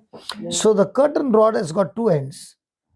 One end is arrogance about you, I, and on the other side, shyness is also pride in a different way, Yes. very, very subtle, and it is all about I. Focus on the word. Could you just go through again? And I know you mentioned earlier today too about addiction. And I know About addiction. I've been struggling with something, and I keep trying to battle it myself. Okay, addiction. I know Okay. you did speak about it Now, earlier. addiction is something that is a bondage Yes. where you are a slave of anything. Yes, I know. Yes. Okay. So, because you are a slave, you are having a stronghold in your mind, and the stronghold is all about the lies of the devil. Strongholds are of two kinds. One is a stronghold of information that you received, which is negative, which is a lie. And second is a stronghold of the truth. So when you start building up yourself on the word of God, the stronghold of the enemy starts breaking down. So you're not fighting against addiction. Yes, that's interesting. You are building up a new addiction of godly behavior, godly attitude using the word of God. So you are not fighting that I should leave addiction, but you are fighting that I want to grow stronger and stronger in addiction of the word. For example, I asked one person, this person was very strong in sleeping pills, and the pills were so strong that a normal person will take even a small bit of it, he will be knocked off for the whole day. But he has become so much addicted to it that it would not affect him. So he would take the sleeping pill with alcohol, so it would Get better effect. It would get- okay, and he did it for years. So one day I asked him, when did you leave alcohol? And the person gave me a brilliant answer, and he said, I've never left alcohol. I said, what do you mean? He said, alcohol left me. I said, what do you mean? He said, I come from a Hindu family, a Hindu background, And when I heard of what Jesus did for the whole world, I got excited. And I began to go deeper and deeper to know the truth. And the deeper and deeper I went and I found the truth, one day I realized I'm not doing those things which I was doing. I myself did not know when did I stop taking sleeping pills. When did I stop taking alcohol? Because I took so much overdose of the word Word. that alcohol left Left me. you. That's lovely. Sleeping pills left me. So I did overdose of the word. Power of the word, Jesus.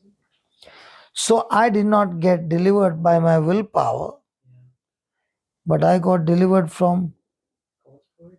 The word. by God's power, by His word. So that takes all the fight out of it then. Yeah. That you choose a certain Don't have part to of fight. scripture to fight that. It was not only a part of scripture, it was more of a relationship that he wanted to study the scripture. His scripture studying was not because he wants to get delivered. His scripture studying was because he wanted to know the depth of God's love for him. He was a man who was divorced. He was a man who was alone. His family had nothing to do with him. But as he began to study the word, the love of God brought so much of presence of God that the bitterness in him melted like wax. And after 4 years, everything got restored. And he wasn't even trying to fight it himself. It was just purely reading the word of God and his relationship growing in the knowledge. And as his relation grew up, Mm. his lifestyle changed. Yeah. And when the wife started hearing that her husband has completely changed, there was a time when there was an exchange of phone calls. And then it began to grow and grow and grow, and they began to live together. So every time the devil would talk to him, he would use this scripture. He would use this scripture. When a man and a woman get married, when a man and a woman get married, they become one flesh. And what God has joined, let nothing separate them. So every time the devil spoke to him something, he would speak the same. What God has joined, nothing can separate them. Divorce in the court is division.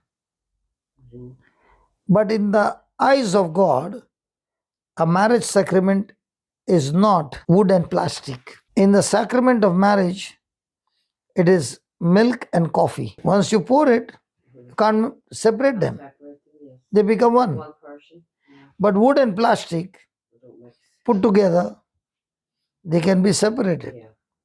They don't melt to become one. So when he understood that, he began to say, the world might call divorce, but in the kingdom of God, how can you separate what has melted together? Because it's melting of not two metals, but three: husband, wife, and Christ. So where we both failed, Christ in us, Yes. I think the glory. Yeah.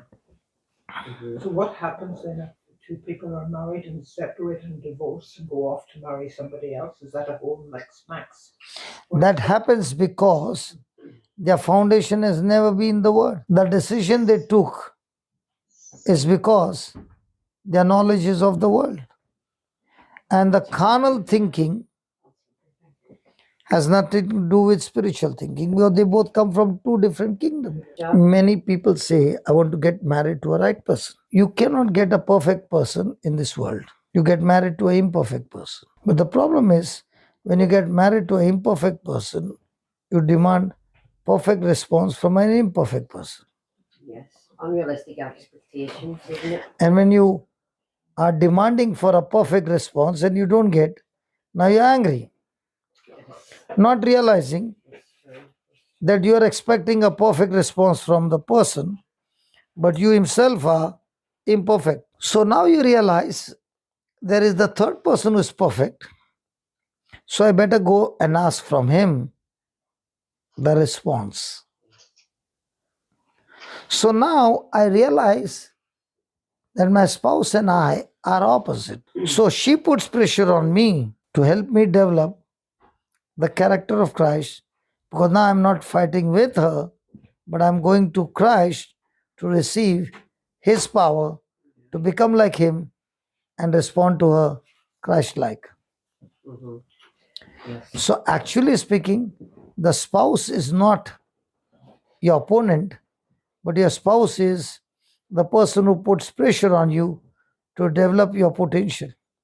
Yes, if they're building your character for you, helping you to build character. It might be painful. Yes, well, you're Might be what? It might be painful. painful. Whatever way. Have you ever seen a diamond? A diamond. Yes. Yes, I have. It is said the woman's friend is a diamond. That's right. Oh, Or to my That's right. friend. But where do you get the diamond? in the jewelers. Where do you find the raw diamond? In the earth. Deep down, at extreme high pressure, extreme heat, and this pressure and heat is constant, that the process that goes in turns carbon into crystal, which is called a diamond. There's a lesson in that. Coal also is carbon. Yes. Carbon, that's That right. is. Yes. Diamond also is carbon. Yes. But the difference is the process, when it is completed, it becomes a crystal.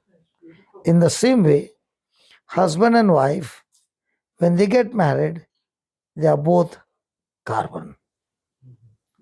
And in that relationship, now starts The pressure. extreme pressure, constant, extreme heat, constant, but they do not separate, but they withstand all that because Christ in them teaches them to stay united. Yeah. And as they keep practicing the Word of God, after 8 or 10 years, probably, when others look at them, they say, what a perfect match of heaven. If only they had to know No, you only know that 10 years that they went through, they would say, the most imperfect match of anybody. Yeah. So, what happened? Where the wife is weak, the husband is strong. Where the husband is weak, the wife is strong. So, when they are rooted in the Word, instead of pointing out each other's mistakes, they complete, what is it? They complete Complement. Each other, complete each other. They complete each other by using their strength for the other. The other. And where both are weak, thank God, Yes. Christ is strong. Amen. Amen. Lovely. Now, for example, are you eating chips? Yes, great and crisps. Are you eating chips? Mhm. Thank you. Do you know I can eat chips, the whole packet? Want some? I'm not even taking one. Because the moment the one touches, Yes. everything in my system will go wild. Oh, So I tell my flesh, no. do what you want, you won't get it. Keep your body under the Paul said. Very good. Do you know when I'm saying my mouth is watering? Yes, you're. Yeah. Even though my mouth is watering, I'm still saying you won't get it. So what's the feeling? Go ahead. What's the feeling? The feeling I want it. you want it. I desire it. Mhm. But I'm not ready to open the door. Yes. And as long as I'm not opening the door, it's still under control. Yes. But if I eat one piece of it, You eat the whole lot. The whole packet. Yeah. Yeah. That's what happens. in the same way, in all relationship, there's a fight. Yes, there is indeed. So when you trust in Christ, you are able to withstand all pressure and still walk in victory. Yes. But the moment you give into that thought, I know. That's, yeah. now you are a very different person. I know. Don't have been there. Or the t-shirt, not the uterus. Yeah. But how did Now I'll ask you, please don't eat the chips. Now your tongue is not in your mouth, it's gone right down. No, and it's done the same as you once you start. Yeah. It's the same with alcohol. You want Same with everything. Same with all It is. It is, I know. One of the dangerous is this thumb. Oh, the remote control with the TV, yeah. Have you ever used a remote control? Can that remote control take you totally crazy? Oh, yes. Without a doubt. But if you don't touch it, you don't touch it. What You don't switch it on. I wanted to ask you, you're talking about marriages there and biblical. How do marriages manage that there's no Bible or there's no God? I don't want it. You know, If there's no Bible, no God, then you are a carnal person. Yeah. Unless you're born again, you can't understand the Bible. And the only way to get born again is through Christ Jesus. Please don't bypass Jesus and say, I can still walk victorious. Not possible. Go to that slide. Notice Jesus said, whosoever shall not doubt in his heart, but shall believe. This implies that you must also believe in your heart, because faith works in the heart, not the head. Let me give you an example. You got ABC weakness, where your flesh is strong and your spirit mind is weak. What is weakness? Weakness simply means your flesh is dominating over you in that particular area. Yes. Okay. Jesus said, the kingdom of God works through sowing and reaping. God's not mocked among like what he sows. So in your country, there are no coconut trees. no. No. But have you seen a coconut? Yes. Yes. Yeah. Thank God. Yeah. Have you seen a coconut tree? Yes. It lives for more than 100 years. Okay. So when I was a small boy, we had a coconut tree in grandma's house, one in front. There were other coconut trees also, and one coconut tree on the right side, and there were other coconut trees also. But these two were very special trees, because in those days there was no soap that they would apply for the vessels, but they would apply ash Oh, right. to clean the vessels. And they would not wash inside the house, they would bring it outside and they would wash the vessels, and all the water and the remaining food would go for that coconut tree. And on the right hand side, they would wash clothes outside on a sloping rock, and they would hit the cloth Oh, yeah. with the soap, and the soap water would go to that coconut tree.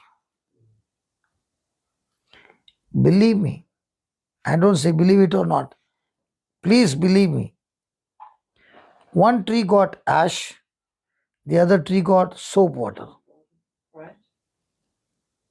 But when you took off those coconuts to drink the water, we never found ash water.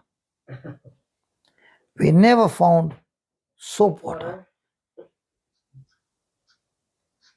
But every day this tree was getting soap water. Soap water. And taking the soap water and ash water and leftover food, they were the most strongest, fattest trees. It was not harmful because it was from India. Okay. Okay. Right. Because for you, when the rain comes and the water gets over your ankle, you say there's flood in the city. In my country, when the house gets drowned, we say there's flood in the city. You used a lot of rain there. We used to a lot of rain. Your city, when you see the vehicles stop for 1 hour or 2 hours, say it's crowded. In my city, if you see one train, they are not only inside the train, they are above the train. Yes. That's when we say the train is overcrowded. Right, right. Gotcha. So we come from extreme and you come from. Yes, just a wee small thing, yeah. In comparison. So when the weather changes, you can get into depression. For us, whether the weather changes, rain comes, hot comes, anything comes, we have to be trained to extreme. Yeah. Hello? Yeah, we are We're there. here. Can you hear us? Hello? That's what people are saying. They can't hear, but I don't know what's wrong. Hello? Did you put me down there? Can you hear us here? Yeah, I can hear you now. Well, So somebody had mute you. It's me. Must have been. that was starting music. I was making noises earlier. So the problem was Everybody left. she had to mute somebody from whose mic the noise was coming. Yeah. And unknowingly, ignorantly, she mute me. Oh, right. Yeah. That's what happens. Sounds right. I don't know how to stop the noise, the feedback, you see. I don't know how to stop it. I thought that's what you did. No. That's what I would have thought you were going to say. See. Ah. See. I'm making the chips. See. Yeah. So today, for example, I was waiting I left home at 7:30, okay, and I came to the airport, believing for the 10 o'clock flight. Until 12:30, Yeah, no flight. the flight did not take off. And I landed. Now Bridget said, should I drop you to the hotel first? Lunch first? Where do we go? So we go straight to the place where we need to listen to the word. So, you mean to say I'm not human? Yes, you are human, yes. You mean to say my stomach is not saying I'm hungry?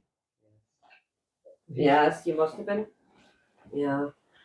But who is controlling whom? You're controlling your body.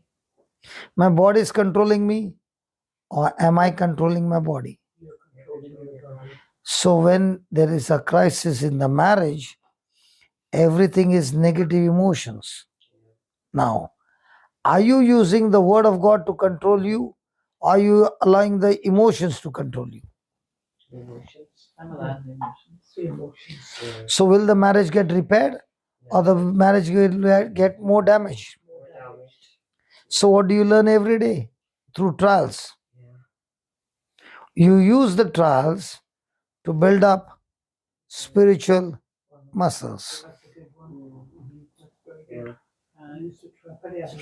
And the more and more you practice in developing spiritual muscles, the more and more you exercise faith. So now to break a bondage, the Bible says your faith can give you victory. Not can. Faith gives you victory. Yes. So let's go to Romans chapter 10 and verse 8 and see what a powerful secret is given there. What's that, Romans? Yeah. 10 verse 8. The word is near you, All your Oh, lips. yeah. in your mouth and in your heart. which is the word of faith which we preach. So, where's the word of faith? In your heart and in your mouth. In your mouth and in your heart. What did you say? In your heart and in your mind? Mouth. Your mouth. Mouth. First mouth or first heart? First mouth and then heart. Yeah. So, first you use your lips to speak the word of faith. Yes. Yes. And word of faith or word of facts? Faith. Which will be different from the facts often. Yeah. So, when you teach your mouth to speak the word of faith, are those things manifesting? No, don't say No, them. it's not finished. You haven't completed it. Jesus said, "You shall have whatever you say." Okay. So, when you said, did you have it? No. No. But when you said what you did not have it, you're calling what you don't have to come into manifestation that now you have it. Wow. I know it's powerful, isn't it? Powerful. Yeah. You're partaking of the divine nature. Through the precious Isn't that beautiful? beautiful? Just because I don't have it does not mean I shall never have it. He said, I will show you how you can have everything I promised you. Use your mouth to speak from your mouth, calling what you desire to have it. Even though it's not there, but you believe that you have it, and then you will see that you really see it manifest and you have it. Praise the Lord. Praise you, Jesus. Now, what do we say? What we desire to have it? What we desire not to have it? Yeah. We say what we say. We don't say. We often say, oh, it's not working, or it's because you don't see it right away. Yeah. Or you somebody- give up. Or somebody else will say something Or somebody negative to you. Yeah. That's what happened to me recently. and it took me So, a- just because somebody else said negative to you, hold on. Just because somebody said negative to you, it began to manifest in your life. So, what about Jesus when he was going through crucifixion? Everybody said all negative things to him. They did negative things to him. Did they win? They even killed him. You killed him, Yeah. Did they win? No. No. So, how come Jesus won? because he didn't agree with them. Because he kept focusing on what his father said, and he agreed to what his father said, and he kept saying what his father said. Amen. Obedience. He closed his ears to the word. Yeah. So, was he moved by emotions? No, he was single. Was he moved with the attacks of the enemy? No. No. Or did he keep his word and kept speaking his word, kept believing his word, till his word went and brought forth salvation to all of us? Look at the hit he was in. Look at the hammering he got. Yes. Yeah. See, that's what I'm thinking. How, So I want to ask you, did Paul also train himself with the same? Yes. He did. Did the apostle die a natural death? No. He was- How come they died such a severe, torturous death and still they were laughing? Because faith has power to make even your pain painless if you focus on Jesus. Yeah. So it's focus. There's a joy in it. Come on, you have 5 children, right? Yes. 5 times going to the hospital is not a joke. No. No. 5 times going through the process of labor pain is not a joke. I asked a lady, what is labor pain? She said, take this finger and press it. That's labor pain.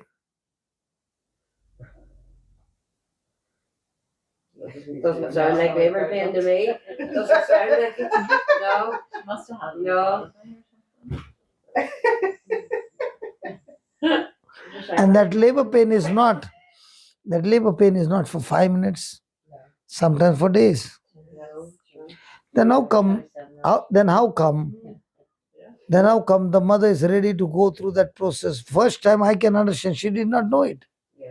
Why did she go the second time? Then the third time, then the fourth time, then the fifth time, and now the sixth time? No. Oh my God. No, that would be something. You definitely don't want. So why would a woman do that? Love. So when you're filled with the love of Christ and you're focused on Christ and His love, now you look at others with love who are blinded. If your eyes are not opened by the love and somebody comes against you, you hate him. But when your eyes are opened, you are saying, I was just like him. And God, you opened my eyes. Lord, let my love open this person's eyes. Love is a powerful thing. It's the best, yes, the greatest. Yeah, that's why. So our Bible study should be all about practicing love or practicing power. Love. Yeah. When love is the root, you'll use the power in the most efficient way. When love is not the root, selfishness is the root, you'll use the same authority, the same power in the most dictatorship. True. Yeah. True. And love also is the quickest stand to self you can do when you love other people. Yeah. You know, when you love God, you die quicker. We're in the choir, as you know, and there was one time there not too long ago, and Charlene would have picked a song and to sing at mass, and I'd have went, I don't like that.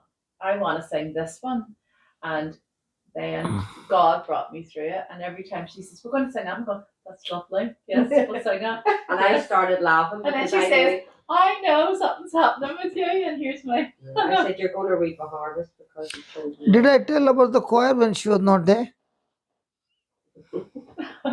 Yeah. About the settings? Yes, but you singing. Yes. Oh, yes, you did. Yes, I'm trying to do Because the devil is going to attack that area first. Because that was his ministry, the choir That's right. ministry. He was the head of worship. Yes. So, Yeah. so if these girls are offended and they are singing with offense, do you think that singing is going to carry any anointing? No. So if he blows them off, he says, go and sing the best you can. Yes. It's an empty shell. But if they both are filled with love and they just went through a test of getting disconnected with love and they pass the test and now they stand and they sing, the glory of God fills the church. And people say, you know what? When you were singing, those lyrics just touched me like never before. That's what happened. Yeah. And I don't know what happened. I started weeping That's what happened. Yes. Yes. because I can give you only what I got. I can't give you what I don't have. And faith works through love. So if love is short circuited, now faith cannot work for you. Yes. Interesting. Beautiful. Yeah. So when you're about to go to preach, when you're about to go to sing, when you're about to do the ministry work, somebody has to come to blow your switch. Of course. Yeah. Yeah. And for no reason. That's right. That's right. You get a chance, darling. Yeah. So when you know the game, you're saying, I know what this means. I'm not going to fall into the trap. I'm going to continue to love. And now, It's your greatest weapon, love. yes, That's it. You disarm the enemy. What is when you love? When you Yeah. love. Yeah. You get You have to have We learned that. think- So- That's right, that's right. so look at that scripture. Notice Jesus said, look at the slide. Notice Jesus said, Whosoever shall not doubt in his heart, but shall believe. This implies that you must also believe in your heart, because faith works in the heart, not the head. The whosoever Jesus referred to in this scripture said with his mouth what he already believed in his heart. And Jesus said, he shall have whatsoever he says. Notice that he did not have it when he said it, Yes. but he called it in faith that he would have it. Example, read the 24th verse, Mark 11:24. 24. He's reading it. Mark.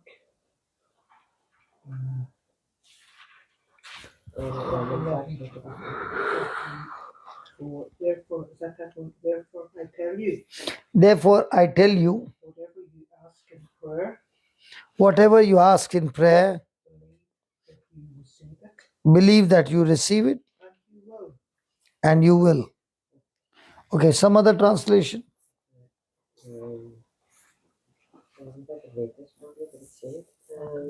Look at the difference between her translation and your translation. Read it. Mark 11, 24. There. Therefore I say to you, Therefore, I say to you, whatever things you ask, whatever sorry, things you whatever ask you ask when you pray, when you pray. believe that you receive them and you will have them. Now you read from your translation. Do you need the light on? I think probably do need to write it. 24. Yeah. So it says in mine, oh, that's better. Look at 11, 25, 23. Should I say to you, whoever says to this mountain, No, 24. 24. therefore I tell you, whatever you ask in prayer, believe. Whatever you ask. King James will say, whatsoever you desire Right. when you pray. In prayer. Believe. So when you pray, do you bring your desires or do you bring your problems? Your desires. Really? Your problem? Your problem.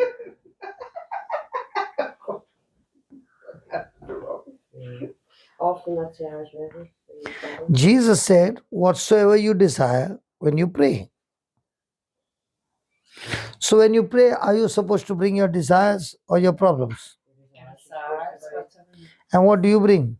your problems. usually. So are you following what Jesus said or are you following what everybody follows? What everybody feels. So just because everybody is following, does it mean majority is always right? In the kingdom of the world, yes. Even if the person is a crook and he stands for election and he gets more, he still becomes elected. Yes, But in the kingdom of God, the majority will be with unbelief, and you and, for example, Caleb and Joshua were the only two who believed. All the others had unbelief. What happened to them? They all died. Could they inherit the promise? No. Majority didn't. So is the promise open for all of us now? Yes. Yes. Is it our inheritance? Yes. Yes. Do we get it in Christ? Yes. Yes. But will it manifest? Not necessary. Not without the conditions. It will manifest only those who mix their. So now you are sick and you desire to be healthy and you prayed. Now, will you say, God, I got cancer, please heal me? No. No. You'll say, Lord, this is my desire to be healthy. And your word says, by your stripes and by your wounds, I'm healed. So I declare, I'm healed, completely healed of cancer. And I thank you for the same. Now, when you said that prayer, were you really healthy? No. No. No. You still had symptoms. Yes. So when you're saying, thank you, Lord, you are calling the unseen to come to scene, and you're believing that you already received it. Yes. So when you're saying, thank you, Lord, are you saying what you have? No. No, No. because you have Said cancer. desire. But now when you're saying, thank you, Lord, I'm healed, you are saying, Jesus, you said, I shall have whatever I say. Right. Yes. So when I say, I don't have it, but because I believed I have it, now It will obey. it will obey and bring it to manifestation because I said it. So much power. Is that why you're the little white book you have? You all the promises that that last day. It's all thank you, Jesus. There's a whole lot of promises. Yes. Now, It's all thank you. all those promises are as it is Yes. through the scriptures. Okay? Yes, accurate, yeah. You can't get one promise over there in the future tense. Yes, it's always now. So why am I saying in past tense? Yes. Even though I don't have it, even though I don't have it, I'm saying it in past tense because Jesus said, believe that you Receive. receive and then you shall have it. Thank you, Jesus. So because I believe I have it, I say it in past tense. Yeah. You've already And even though it's not manifested, now because I said it in past tense, I shall have what I said in past tense. But you're already healed before you're healed, if you know what I mean. But most of the time we say in present tense what you have. Yes. Yeah. So am I supposed to say what I have, or what am I supposed to say what I desire to have? And they want So are we supposed to speak our desire Yes. Yes. even though there is no physical evidence? Yes. Yeah. Yeah. We speak. Now the moment you said it, does that mean you have it? No. No. But can faith turn what you don't have it to have it? Yes. That's the work of faith. Now let me give an example, a real testimony. When this man was a young boy, his father had given a property touching his house on rent to a lady. In those days, the rent was 100 rupees. 1 euro is 80 rupees or 88 rupees. So the house was on rent for 1 euro or 1.2 euro during those days. So this lady was staying there, and years went by, and she never increased the rent. So he has got a house, and she has got a house, half of that house, and she's paying 1.2 euros every month, whereas the rent by now has gone to 25,000-30,000. Yes. And this man wants to get her out of the house so that he can build, he can break the whole house and build into a building. And she says, I have a claim on this property. So now he's thinking, she's a widow, so let me start troubling her. So every time he looks at her, he abuses her. And she tells him, do what you want to do. Your words don't touch me at all. I know your plan that you want to irritate me so that I can leave this property. I assure you, even after I die, somebody from my family will take over. You will never get this property. And if you feel that you can do that, you'll see police coming to your house. Do you understand it? So he stopped doing it and he gave up. Now he got this book and he was doing the Thanksgiving prayer, and every day he felt, I need rest. So he went on speaking these words over and over again. And for a certain season, he and the whole family the household, who are staying in different areas, they decided, let's go for a holiday for 4 days. We have never been there. So they went on holidays for 4 days. And they came back home, and the lady knocked at his house and said, I've decided to leave this house. Here is the key. I don't want anything. Oh, that was a change. Complete turnaround. Till today, he doesn't know what happened in those 4 days. You said he was in pain. But he said, one thing that happened to me is when I began to say those words, thank you, Lord, that your presence goes with me everywhere I go. You know what? When I would look at that lady, I never got bitter or offended because she got my property.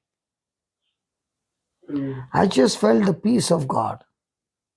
Because I would repeat that. But I never knew this scripture is connected to the property. The scripture was connected to me that I have the presence of God, not the presence of the property. And when she left, every document was finished, and he built a big building and is staying there and given all the other places on rent. Praise God. So he spoke it out. And he came and told me that book, one scripture, has worked out a miracle which I wanted to get her out of that property for years, and it happened. Now, is that scripture talking about property? No. That scripture is talking about the presence of God. So all these years, did he have presence of God or presence of property? Presence of property. Yes. Yes. Now, the moment he got the presence of God, the selfish attitude of the lady changed. She would have realized every person with such a big property are paying in thousands. And I'm paying him 100 rupees, 1 euro for years. Yeah, so she had no reason to leave then until he turned. He still doesn't know what was the reason. It was the words he was speaking. I don't know what God did that she left in peace and gave him peace while going. Praise God. That's a part. That's part of God. Do you have a white book, Philomena? No. I'll get you one. Okay, you can give her later on. Let's continue. Yeah, I will get you one. Yeah. So let's read that again.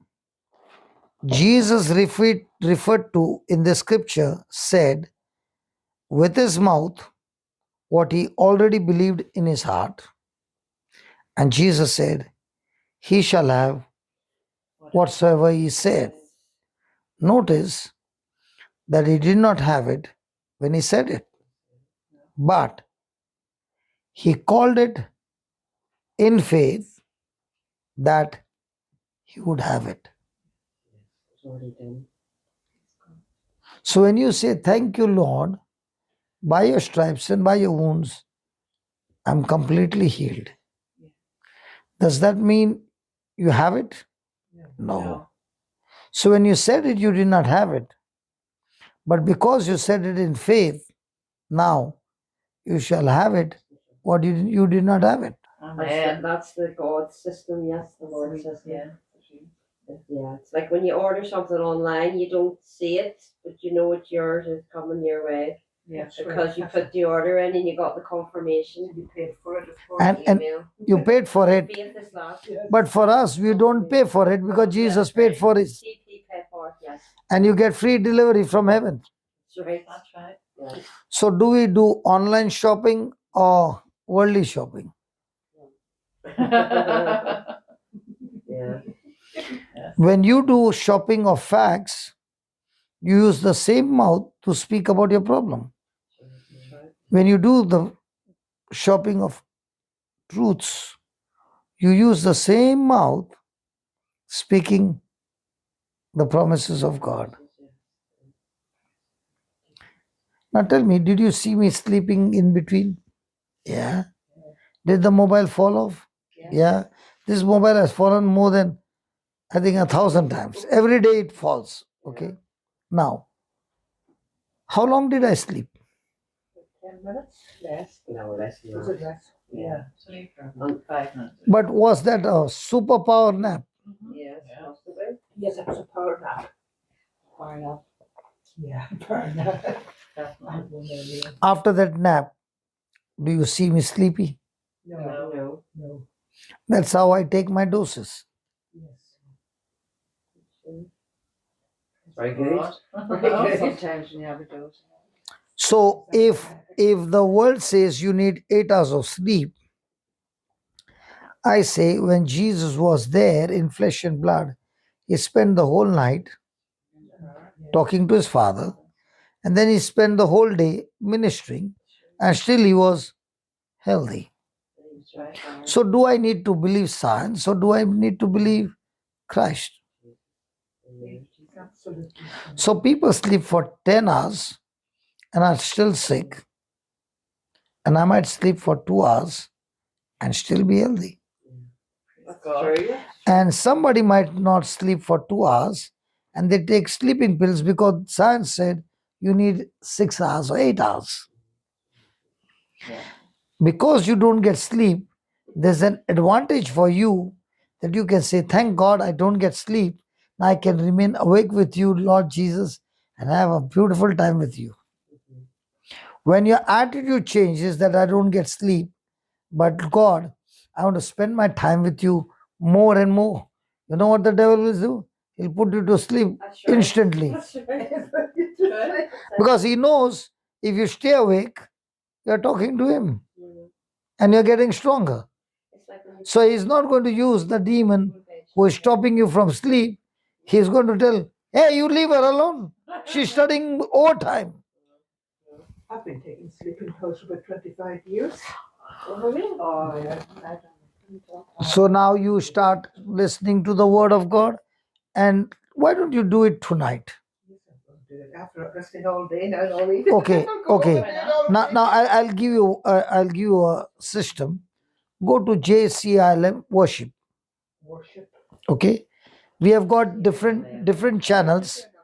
No, listen. Our same channel, JCILM, that is info, where you get the teaching. Yes. Now you go to JCILM worship. Okay, there are only hymns. Now all these hymns are modified, and I guarantee you, tomorrow when I meet you at 10 o'clock, you'll be saying, after 25 years, I did not take a single tablet and I slept like a baby. Unfortunately, I'm working tomorrow, so I probably won't get to the evening time to your talks. You'll see me tomorrow anyway. Yes. It is okay, but please don't take the sleeping pill tonight, but overdose it with the worship. So it's JCLM worship. Worship. JCILM. Take the eye Jesus Christ is Lord ministry, space worship. Worship. And is it all hymns? There are only hymns. And those hymns are all DJ done by me. I Yeah. had one earlier, Philip, remember? The one covered. Oh, yes. I was playing that whenever we were waiting, in the hall. I had the on the Bluetooth speaker covered, and then you were talking over it. Yeah, it's beautiful. So when in that hymn, according to the lyrics, I will speak scriptures of healing. And when you're hearing it over and over and over, you don't even know when you went off to sleep. I do that every night. I put on YouTube a Bible teaching, and it's I listened to the Canada. Yes. I would all. I'm sleeping on. I got my earphones in and I just listened to that. And it's great. Canada is on a very high teaching, extremely deep for people to become extremely strong. The reason is now when we teach, after 3 hours, we have to stop. And then you go to the next place and you start a new topic. But when it comes to Canada, You can go on with the topic for weeks together, Yes. Yes. and there's continuation, Yeah. and you go digging deeper and deeper and deeper. People's listening in, and what's- I don't know, but I mean, it's like, say they would, there's a girl or one of the people would give a recap of what Brother Johnson has spoke about the day before.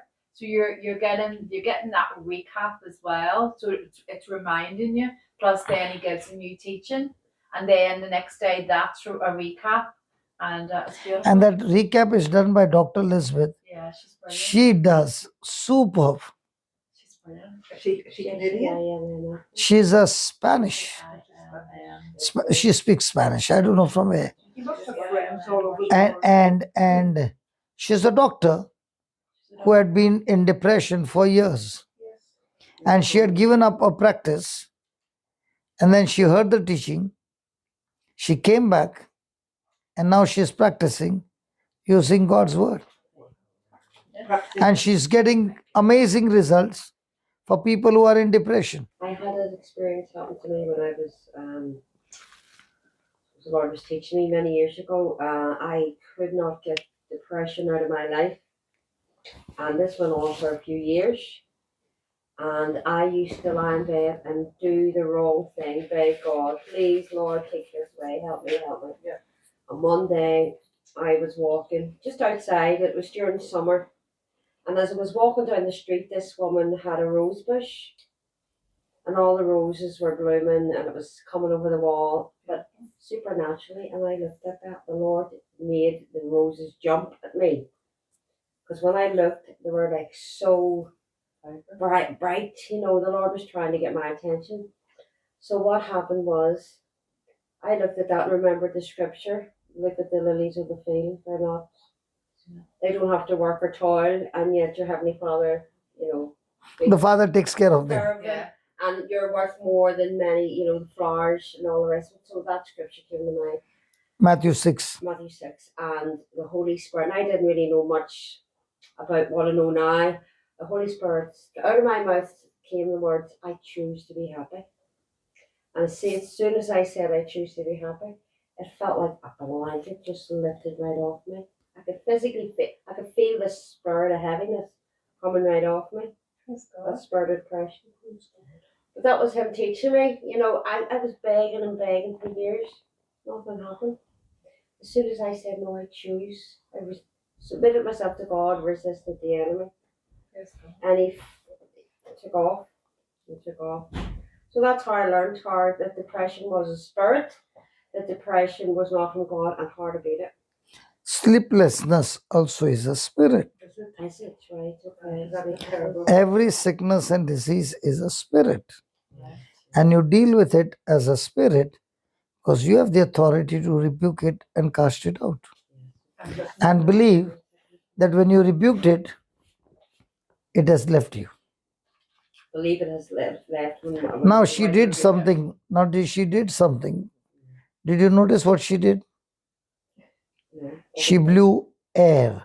I was blowing the crisps of it. Okay, listen carefully. When there is a person who is having allergy, you will see me telling that person, I'm going to ask you to do something extremely silly, but please do it, and you will see yourself free from allergy. Allergies? Yes. Okay. So Jesus taught me, the Holy Spirit taught me, deal with it as a spirit, and therefore, when you rebuke that spirit, ask that person to blow air out of the mouth Yeah. 3 times, that allergy has left him by faith. Yes. Okay?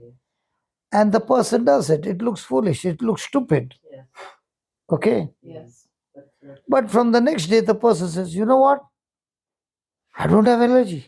Father, in the name of Jesus, I rebuke this allergy and all kind of allergy to come out of this person in Jesus' name.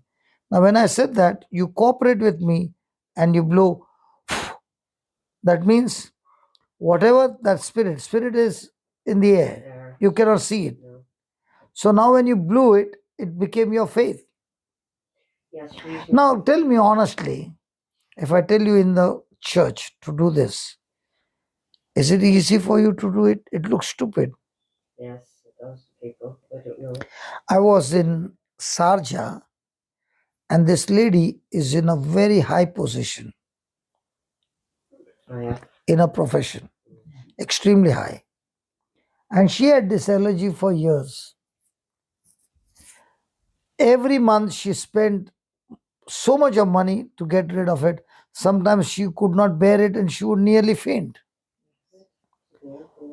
So I told anybody who was having allergy, and there were some who were there, and I looked at her and I said, I'm going to start with you. And I'm going to ask you to do something stupid. But if you exercise your faith, I promise you, in the name of Jesus, you'll never have that allergy again. She said, I'm ready to do anything that God wants me to do. I said, in the name of Jesus, you'll blow 3 times when I command that spirit to leave you. She said, I'll do it. She took a deep breath and she did it 3 times. From that day till today, she has never had that allergy again. So please read the next slide. The problem I've given you the slide in the morning, in the afternoon. The problem is that some people have high expectations based on what happened when someone else was operating in faith. I read again.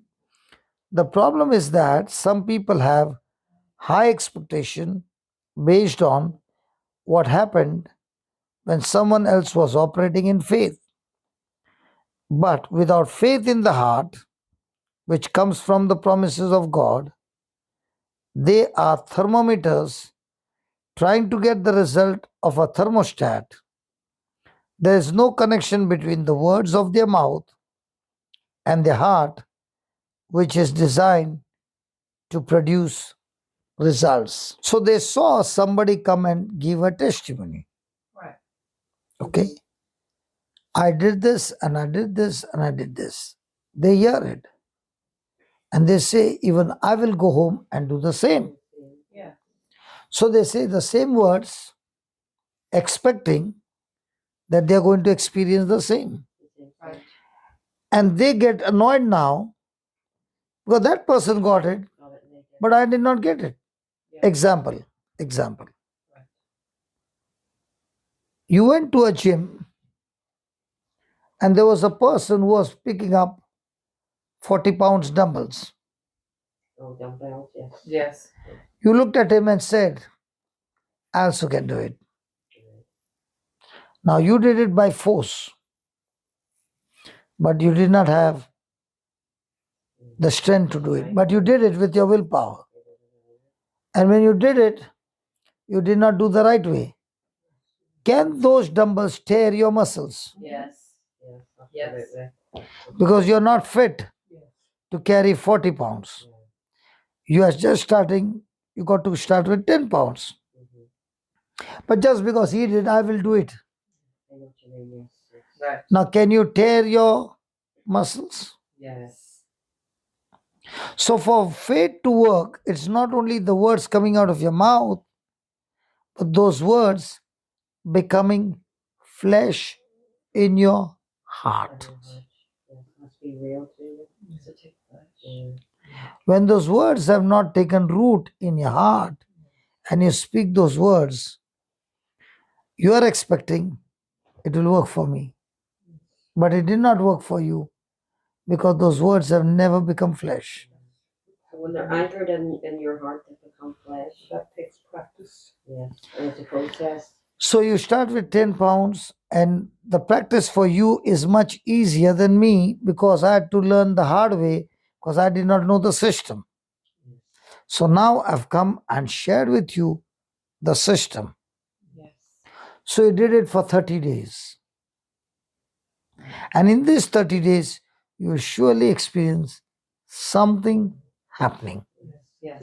Now, the moment you experience the small thing, now your confidence is coming up and you're saying, this is how it works. So let me practice even more. Oh, that's really Yeah. That's good. 'Cause you're Now your heart- you're faithful. Now your heart has become like a sponge, receiving the word not as a religion, but as a relationship with Christ. Yes. Yes. Now the result is guaranteed. Yeah, that's right. That's for my son. Lord, heal my son of heart issues. And that's what I had to do, because whenever you're with your family, biggest battle for me was the emotional side. I had to get rid of my emotional connection with my son, if you know what I mean. Because so that's what I just did. I kept praising the Lord and thanking him. My son was healed. His heart was healed and is healed. And because I was doing that, my son started getting better. And I took a week or a couple of weeks, 2 weeks, of constant reinforcing the word of God.